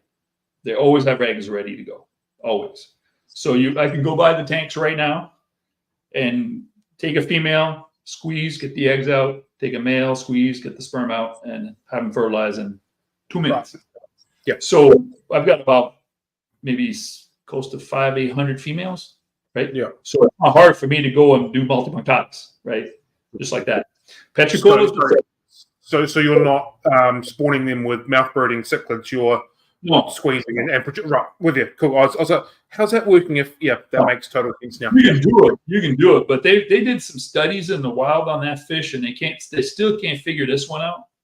So the fish comes from Lake Tanganyika, and there's literally thousands of multipunctatus, but they cannot figure out how come there's so many. Because they never find them in cichlids, mouthed cichlids. Very few, right? So they speculated that that fish will breed with cichlids because that's the cuckoo thing, but it'll breed on its own and probably lay the eggs in a crevice somewhere, scattered. Right. Yep. And they'll hatch because they hatch very fast. They hatch very, very fast. So that's why when they hatch in the mouth of a cichlid, they'll eat all the eggs of the fish, and at the end it'll be just a couple catfish coming out. But in the wild, I've done it before. Like if I do multipunctatus right now, I put them in a jar, whatever, a bowl, fertilize them, put some water in, a little air stone. In 2 days they hatch. In 4 days they're swimming. 5 days they're a week they're little catfish. So I can see that fish in the wild in Lake of Africa, Tanganyika. They breed in the rocks. Yeah, I mean, not all of them are going to make it, but quite a few will. They will eat each other. They will eat each other in the sense that if I keep those little catfish in there a little too long, some of them grow faster than others, and they'll latch right onto the other one and just suck them dry. Yeah. So in the wild, I could see them like scattering a bunch of eggs somewhere, and then some of these eggs will hatch and they'll eat each other, and then they'll just take off. They don't need much. So that fish is, it's an opportunistic breeder, but it's also good for it because it means that fish can breed anytime. Yeah, it's not going to produce a lot of eggs every day, like 25, 30 eggs, and sometimes 50, but a dozen eggs every day, and they're ready to go. I mean, let them go and go, So multipunctatus is, I believe, breeds on its own, scattered everywhere. Yeah, I mean, in a fish tank, it lays eggs on the ground. The other fish are going to eat it, that's for sure. But, so. Cool. The lucins, the multis, and the piraticolas, all very similar fish. What are the differences between the three of them? Oh, they're not even close. Oh. So, no, they're not even close. They're completely two different fish. The behavior-wise is petricola is very, very shy and grows very, very slowly. I got some wild ones here, but they grow. The babies grow. It takes me 4 or 5 months to get an inch fish. Wow. Petricola. Doesn't matter what I do. Doesn't matter if they're wild. Doesn't matter if they're F3s. They grow really, really slowly. Multipunctatus, I can get them to 2 inches in a month and a half. So I can get them significantly faster. Oh yeah, it's not even close. It's not even. Yeah. And so to get a nice petricola at 1.5 inches takes me 6 months. Wow. It doesn't matter how much food I feed him. Doesn't matter if the water's warm. That's the first thing. Second thing is the multipunctatus are really big eggs, right? So let's say I get a teaspoon of eggs out of a fish. That might be 100 eggs. Let's say 100 eggs out of a teaspoon, maybe 150. Let's say 100, 150. If I get a teaspoon of eggs out of multipunctatus, that'd be like 4,000 eggs. So the petricolas would be about 3,000 to 4,000 eggs in a teaspoon, and the multipunctatus would be 150 eggs. So volume-wise.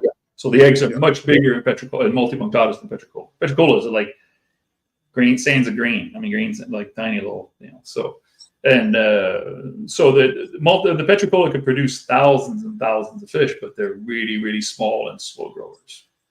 Multipunctatus are big but grow fast. Yeah. Visually, is there differences between the fish other than obviously one larger than the other one? Like So if you want to look at a picture, so the multipunctatus, if you look at the dorsal fin, right, the front part of the dorsal fin is black and the back side is white, right? Petricola is the reverse. Petricola is the back side is dark and the front end of the fish fins are white. Oh wow! So if you look at pictures, they're quite easy. Yeah, they're two different fish. Yeah, right. Wow. One was I knew length was one of them, but I wasn't aware that the coloration on the dorsal fin was different. Pectoral fins and tails are all different. Yeah. Yeah. Wow. Interesting. Cool. What's drawn you into the Cynodontis species? Because you seem pretty keen on them. Is it just kind of what you're enjoying? You like the fish themselves, well, first they have cool behaviors, right? They're really cool behaviors. They're active. They're not shy. The other thing, they grow well. They're robust, and I always liked the idea that you can put them really well with cichlids.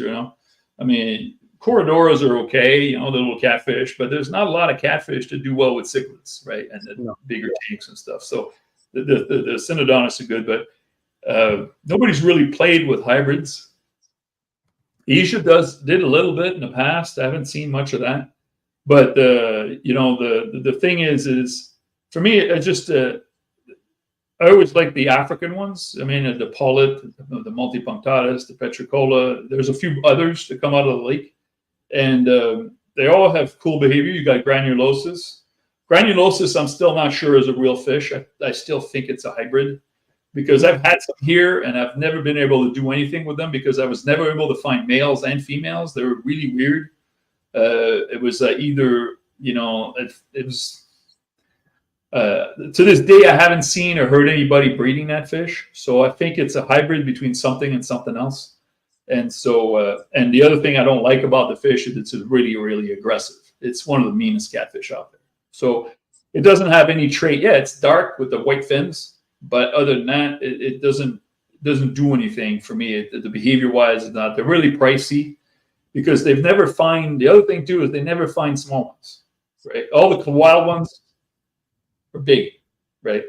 I've never seen a small, like 1 inch granulosus. I've never seen that.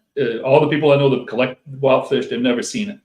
So they've seen plenty of petricolas and multipunctatus and pollet, but they've never seen small granulosus. So it tends to tell me that fish is just different. It's probably is a hybrid. Don't know what it is. Have to do genetic work or something like that. But it is, and it's aggressive. So the multipunctatus, the petricolas, and pollet, and a few others are not aggressive catfish. So where does this aggressive gene come from? That's what I'd like to know, right? So. Interesting. I know you've done some work with African cichlids as well. A lot. Yeah. Do you spawn those egg-laying ones in a similar method, or do you allow a lot of them more natural production? Or because it feels like a lot of your stuff is sort of squeezing eggs and adding sperm to it. Are you doing a lot of so which fish are we talking about now? I'm just using African cichlids as a bit of a whole egg-laying. All the breed that it's Central or South America or Africans, West African, it's all natural. It's all natural. Right. Yeah. over the years, yeah, you could pull eggs on a lot of that stuff, you know. But when you're a producer, anytime you pull eggs,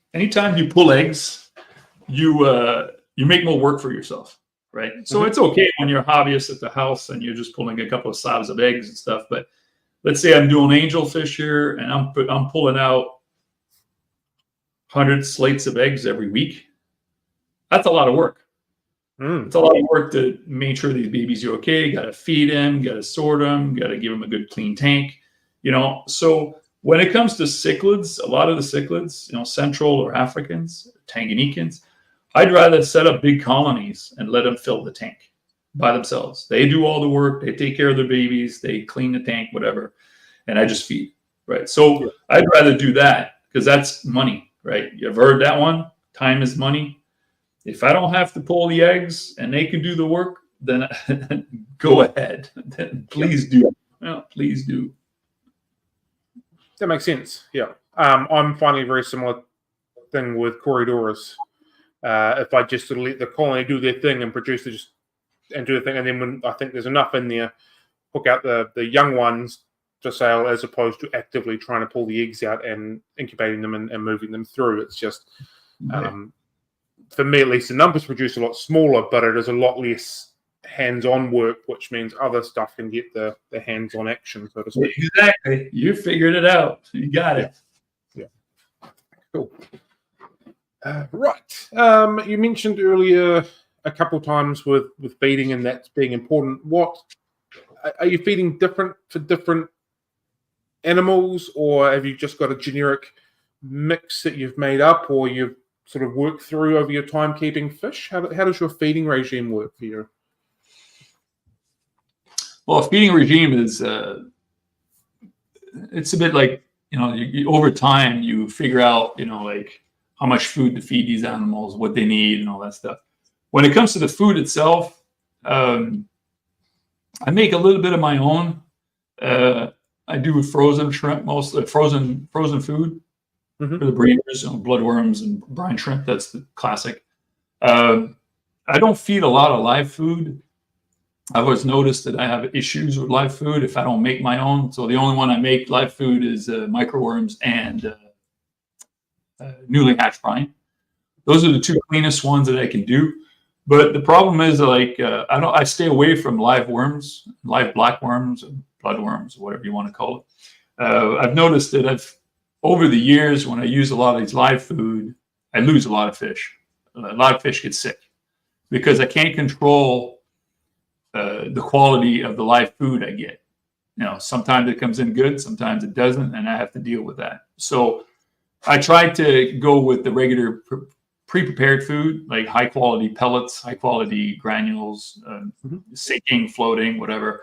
There's a lot of good foods out there. I like a lot of the stuff out of Japan, so I buy food imported from Japan. Otohime is one of the ones I like the most. There's some color food, conditioning food, growth food, and all that. Growth food, I get local stuff, you know, I get because there's a lot of farms that do, you know, food fish and stuff like that, so it's not different. So I'm a big Aquamax fan. I like Aquamax. They have a really good, you know, stable growth food that's really good. Not so good for, you know, like if you have a fish tank and you're trying to decorate or whatever. Like it's fairly rich, so it's hard on biological filtrations and stuff like that. But for growing fish up and big system, it works great. I'm not so worried about like trying to change the diet. Like, one of the things I've noticed in a lot of fish, and you've seen that in dogs and cats and everything else, is that changing diet is not necessarily very good, right? We think it is because we've decided, oh, the fish needs variety, it needs this, it needs that, you know? Right. But in the wild, a lot of these fish are conditioned to eat specific fish, so specific things. They're not going out there and I'm going to have the whole 300 items to eat here. No, they're very specific.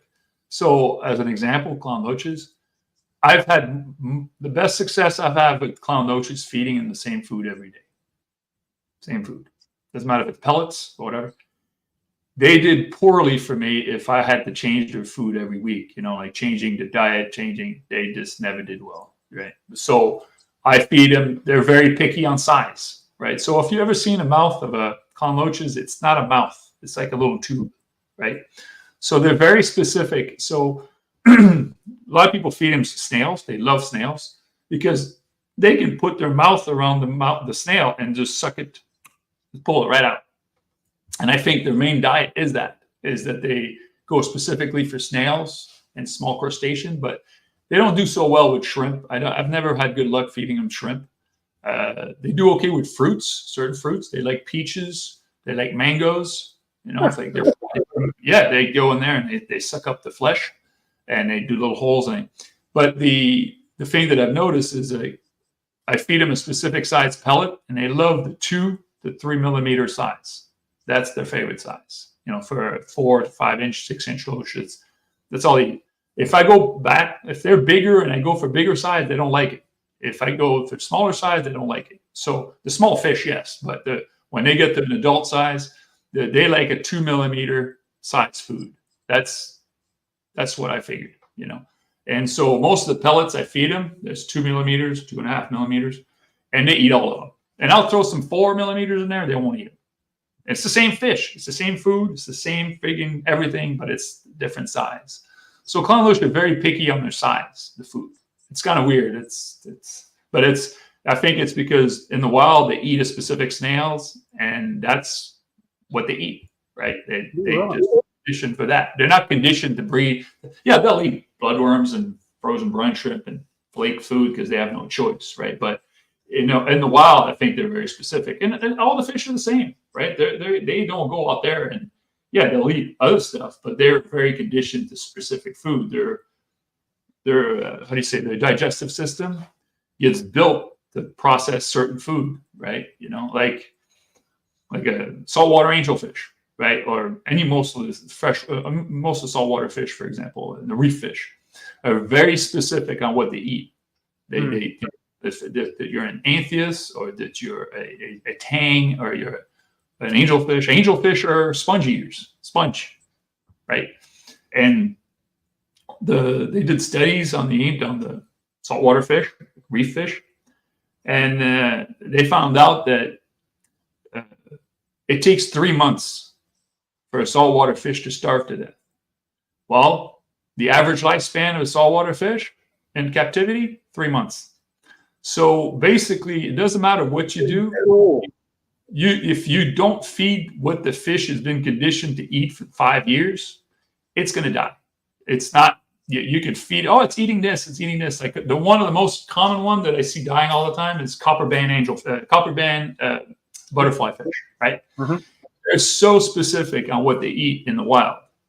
And people go, oh, I want one of those. And they get it, and then they live 3 months, and then they die. And say, well, it was eating. Yeah, it was eating, but it was not getting what it wants. It was not getting anything that it needed, right?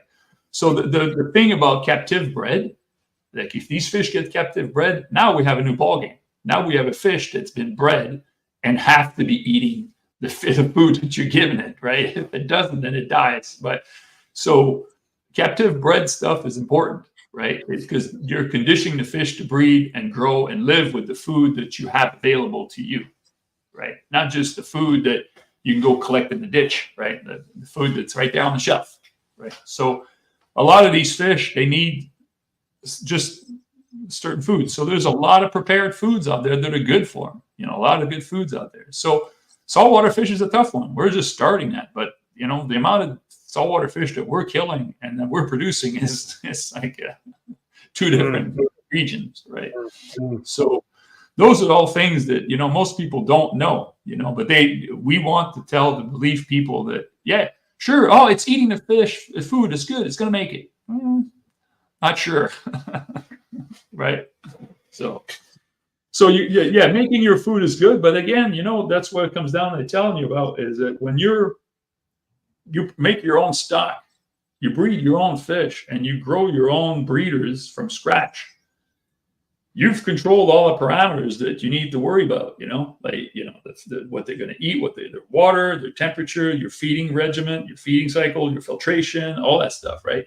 So when you have all that, why does the fish die, right? Mostly accident, jumps out of the tank, or gets the pair fights, they get pissed off or whatever.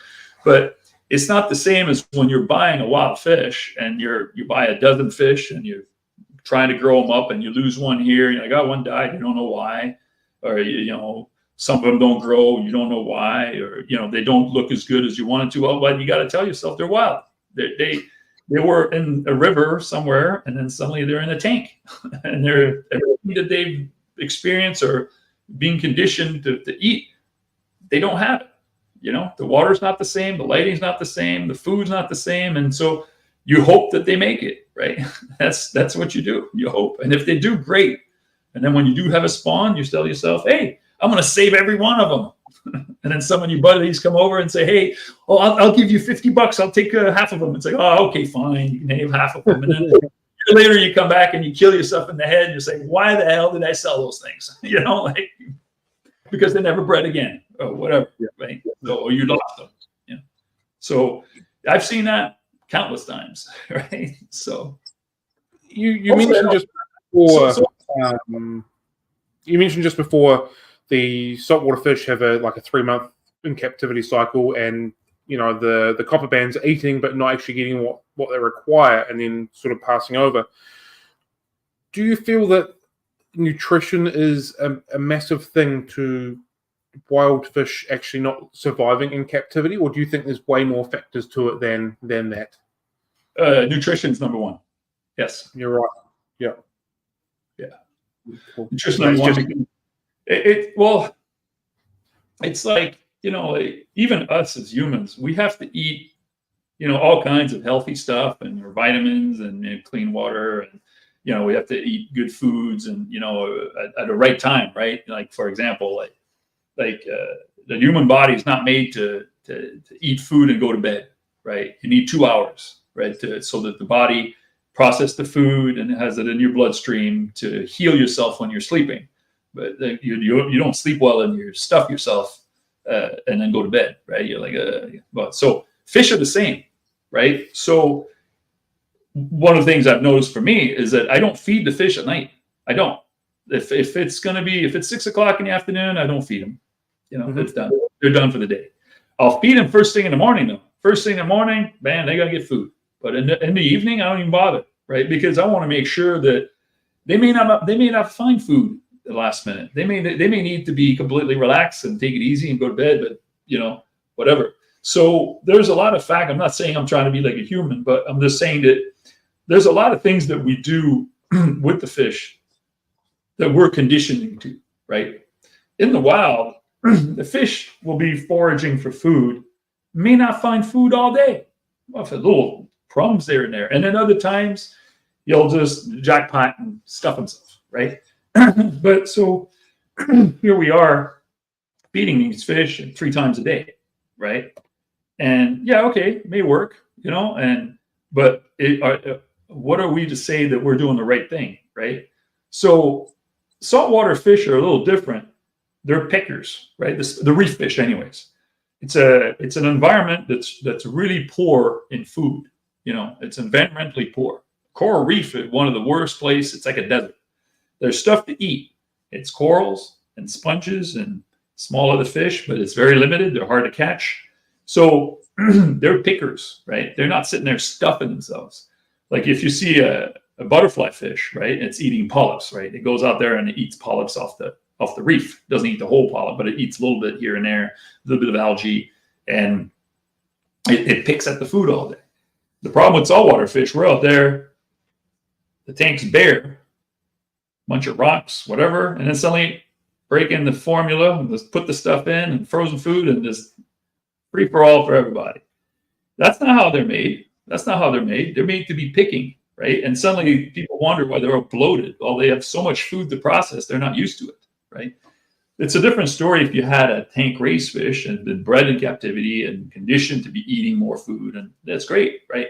So clownfish are more like that, But a lot of the saltwater fish and even wild fish are not made for that. I'll give you a good one. Plecos, like the L numbers, all those L numbers, right?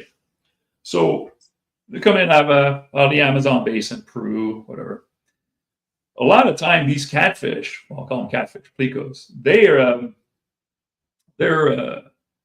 not collected. that day or that week and shipped out. Sometimes it takes them 3-4 months to collect enough to make a box, right? And then they ship them out, right? Because they're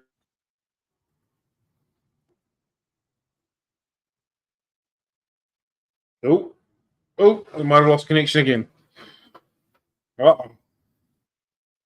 Cool, you might be just stuck with me for a little bit until we're back, we're good. Oh, all right.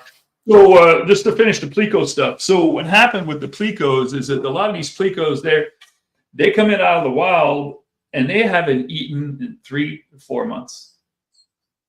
A lot of them. A lot of the wild ones have not been eating in 3 to 4 months. A little bit of pellets or whatever, but most of those guys down there don't really care. They keep them in the tank, and and then as soon as they can ship them out, they ship them out. That's why they're emaciated, they're skinny, and rough. So the first thing that we think about is when we see these catfish is like, we got to feed them, but we haven't thought about something. Are they ready to feed? Are they ready to eat? They're not. It's because they have no microfauna. Their fauna inside their gut is non-existent. So the last thing you want to do is power feeding. You don't want to do that, because if you do that, they're gonna eat like crazy and they're gonna die, and it happens all the time. So what you have to do, and this is what I do when I bring them in, and it's the best trick I ever did, and I taught a lot of my other friends and importers to do that. So what you do is that you get those plecos in, L numbers, whatever they are. It could be bushy nose, whatever, they're all wild.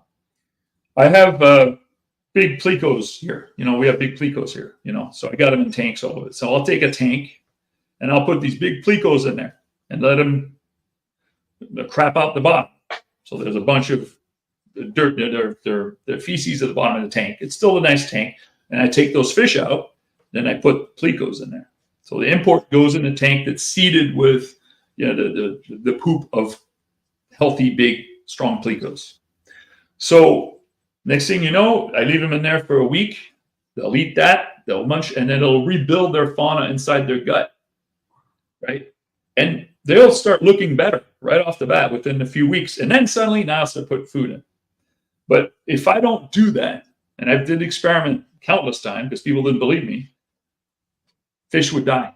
They would bloat up, they'd get all fit, and then the next day they'd be dead because their bacteria inside their gut wasn't ready, wasn't there, because they were collected so long ago and they weren't healthy, They were okay surviving on an empty stomach, but their fauna was gone, right? So it's a bit like us when we take antibiotics or whatever and we destroy our fauna. The last thing you want to do is eat some big food. You want to just rebuild your bacteria, stuff like that, like lactobacillus and all that stuff. You want to rebuild. That's the same with these fish.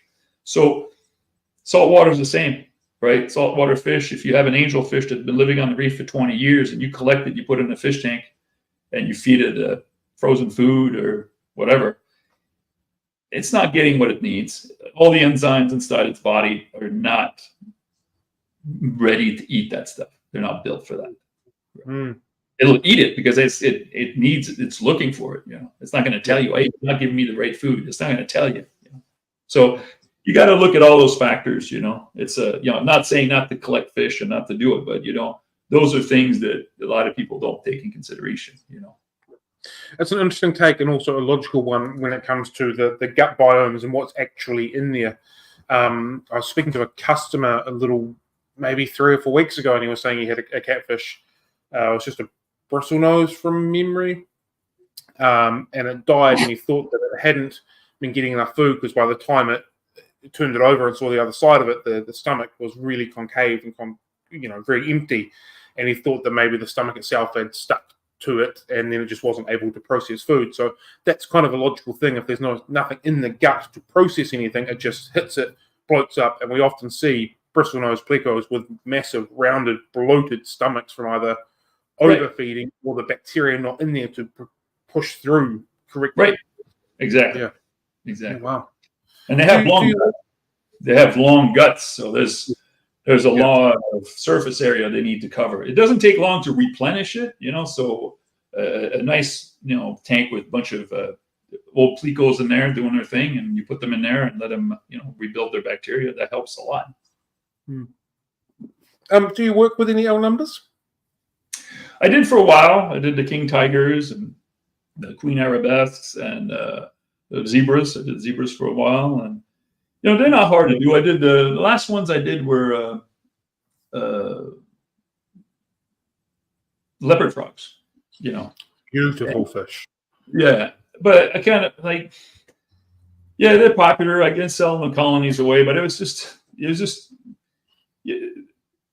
too sporadic. I couldn't get the breeding under control. They would breed well in certain seasons. Some years they wouldn't breed, and it was really hard to figure out why. And when you're in the business like me, you don't have a lot of time sometimes to spend and figure out what the hell is going on. If it's not working, and if I'm not, it's got to go, right? I mean, and so yeah, if I was more hobbyist, yeah, I'd still have the colonies in play. But after a while, you're sitting there like, okay, it's not good enough. Yeah, they're beautiful, but it was all these null numbers that it's too specific, and you got to create your own niche market for it, and it's a little different, and it is what it is. I love the fish. I love all the fish. I don't have a favorite fish. A lot of people ask me, I think that what I like is the breeding part, like the challenge of producing something and make it survive, and trying to see if I can do anything with it, right? So. Do you, at what point, from a business standpoint, do you go draw the line? I've had this species for X amount of time.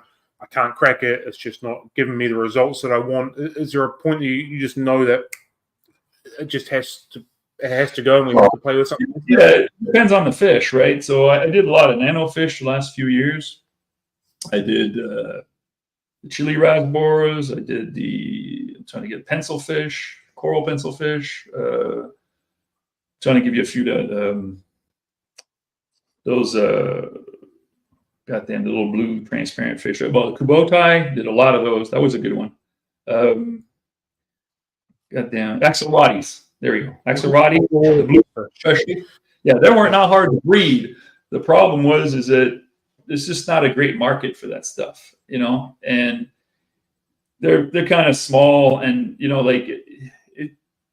it's kind of neat. If I ever did a hatchery again, I would just do nanofish, like just nanofish, like galaxies, chili rasboras, kubotai rasbora, the axolotls, a couple pencil fish. And I could concentrate on that. That would be okay.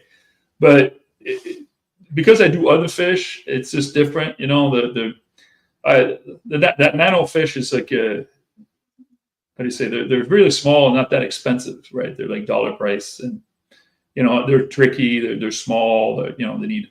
But I think so when I do a fish like that, it only takes me a year to find out if it's worth it or not, right? You're right.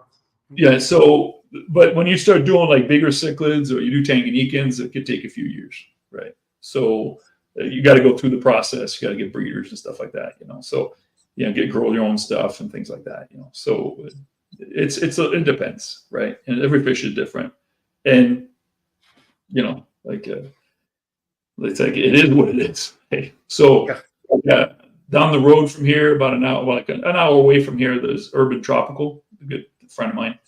They do angelfish, but they do all the common stuff. So they do about 100,000 angelfish a week, right?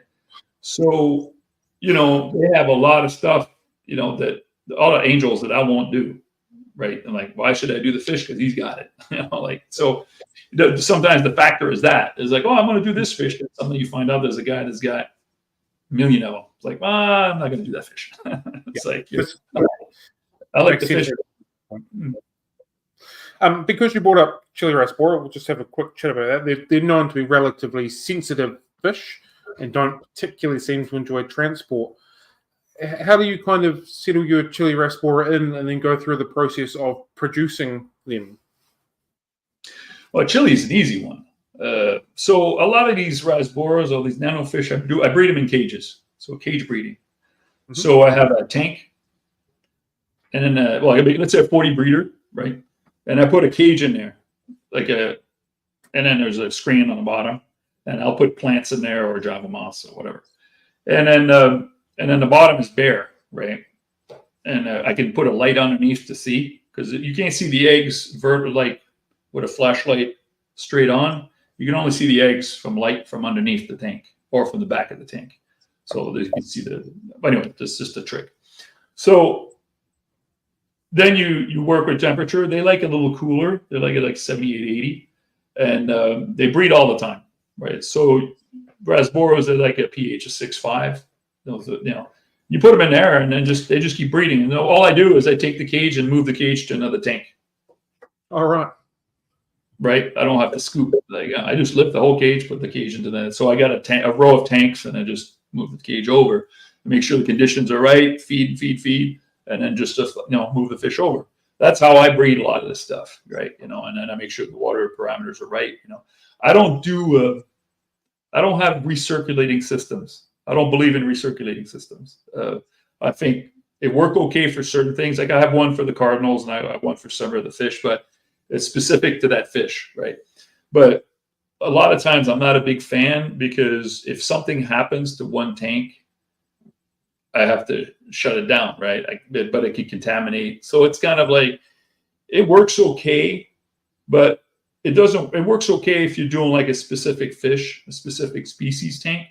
But when you start doing polyculture and you have a central system, and you have cichlid in this tank and angelfish in this tank, and then you have West African over here, and you have corridors over there, then you're playing with fire, right? Something could happen. And then you wouldn't know where it came from, right? So it's kind of one of those things, I'm a big individual tank thing. Tick. Fair enough. Cool. We've had a couple of questions from the chat. How can you tell the difference between the three variants of Clown Loaches? Okay, mine are Borneo, so they're brighter orange, and they're longer body, not too long, but longer body. The Java and Sumatra are not as bright, but they're more robust, bigger, much like higher body, thick, right? So even my big breeders, like the 6 to 8 inches, are bright. But if you want the Java and Sumatra, they're not as bright. They're like dull looking, And so even a small one, they're not as bright, right? So I haven't seen the Sumatra one, but I know Sumatra. There's still some out there, but in terms of harvesting, I don't think they harvest out of there anymore, because there's not enough, right? So I think, like, I don't remember the numbers right, but I think 20 years ago, out of Borneo, they can get 80 million, 40 million a harvest, right? Twice a year, so 80 million loaches out of Borneo. Now, I don't even think they can get 4 million, right, out of a 2 million a season. So I don't even think they get that. So you see the drop, the drop in fish. So they're still out there. They're still loaches, and some I see some coming in from Indonesia right now that are tank raised, but they're very sporadic. They don't have them all the time. Yeah. Cool. And the other question we've got is, do you have any pet fish? No. I got a house here, and in the beginning I had a lot of fish tanks. I had probably 30 fish tanks in the house, mostly 50s and 100s. And I always have all these collected fish from different areas, from Costa Rica to Ecuador to South America to even Argentina stuff. But after a while, it was just like, I work in a hatchery in my farm all day long. Last thing I want to see is a fish tank in my house. Yeah, I understand. The other thing too is, a lot of people ask me, how come you don't eat fish? I see fish every day. I don't eat fish. It's like, I go fishing. I don't eat fish. Very little. It's like asking a friend of mine that's raising chicken to eat chicken. It's like, no, I don't think so. Do you have any upcoming projects that you're quietly working on at the moment that you might want to let us in on a little bit? Maybe a wee species that you've been working around with that hasn't got there yet? There's always projects. There's always fish in the cauldron. It's like I'm ready to do something. But I think that like any business, you got to adapt to change, right?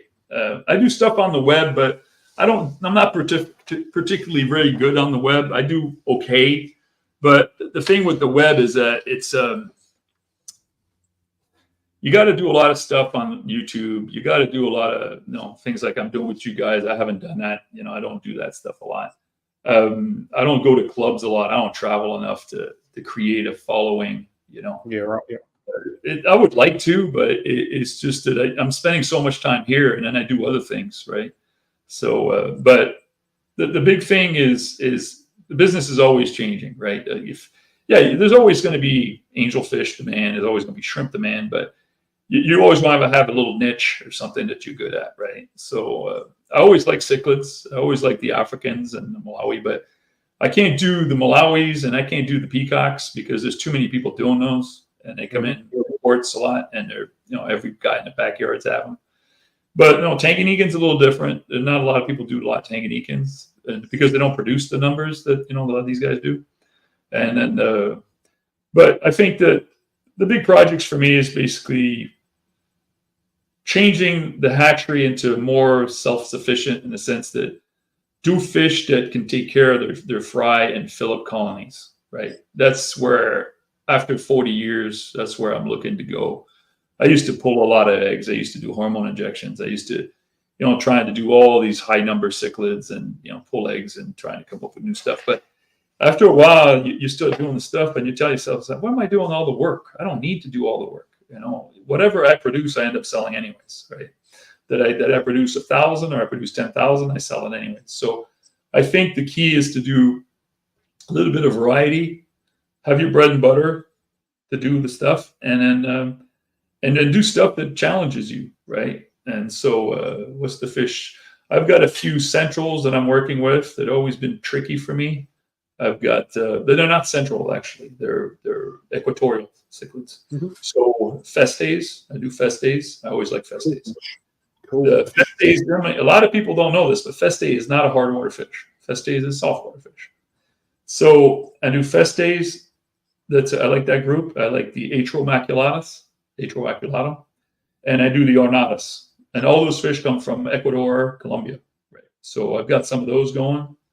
I think they're gorgeous fish. They're just not known in the hobby that much. Sure, they're good size, but they're just not common. A lot of people here try them and they can't get them breeding because they put them in hard water.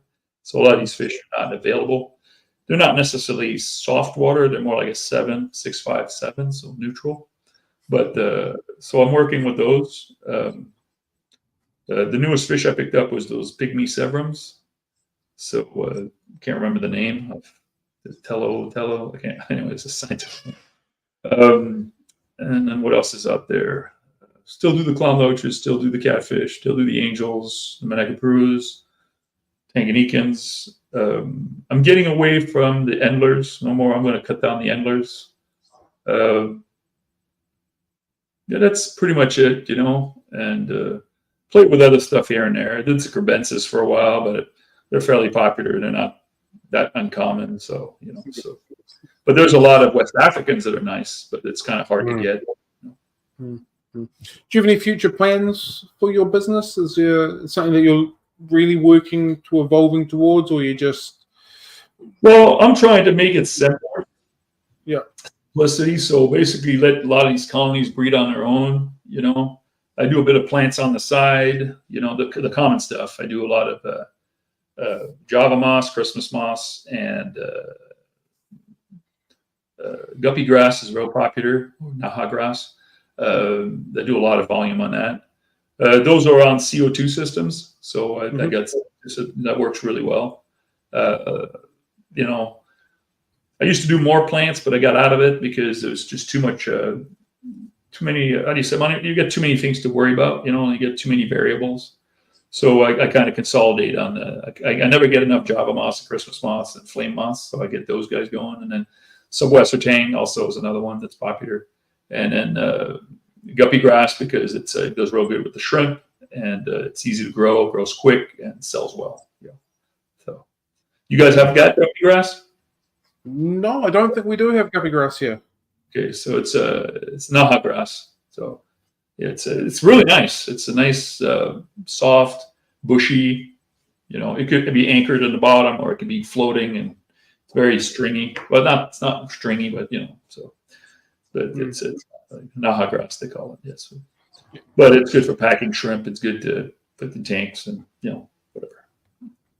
So the projects, those are the ones. I mean, to consolidate on trying to breed, so getting rid of a lot of the smaller tanks and then concentrate on bigger tanks. So I've got another 4 or 5 big 125 to set up, and it's probably going to be colonies of Tanganyikans or colonies of something, you know, and just let them go.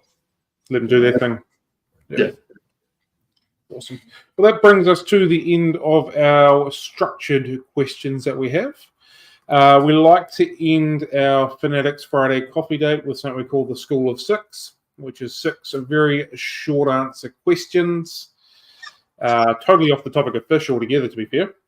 So the first question I've got is, if you're doing a coin toss, do you choose heads or tails? I'll do tails. Cool. Are you a tea or a coffee drinker?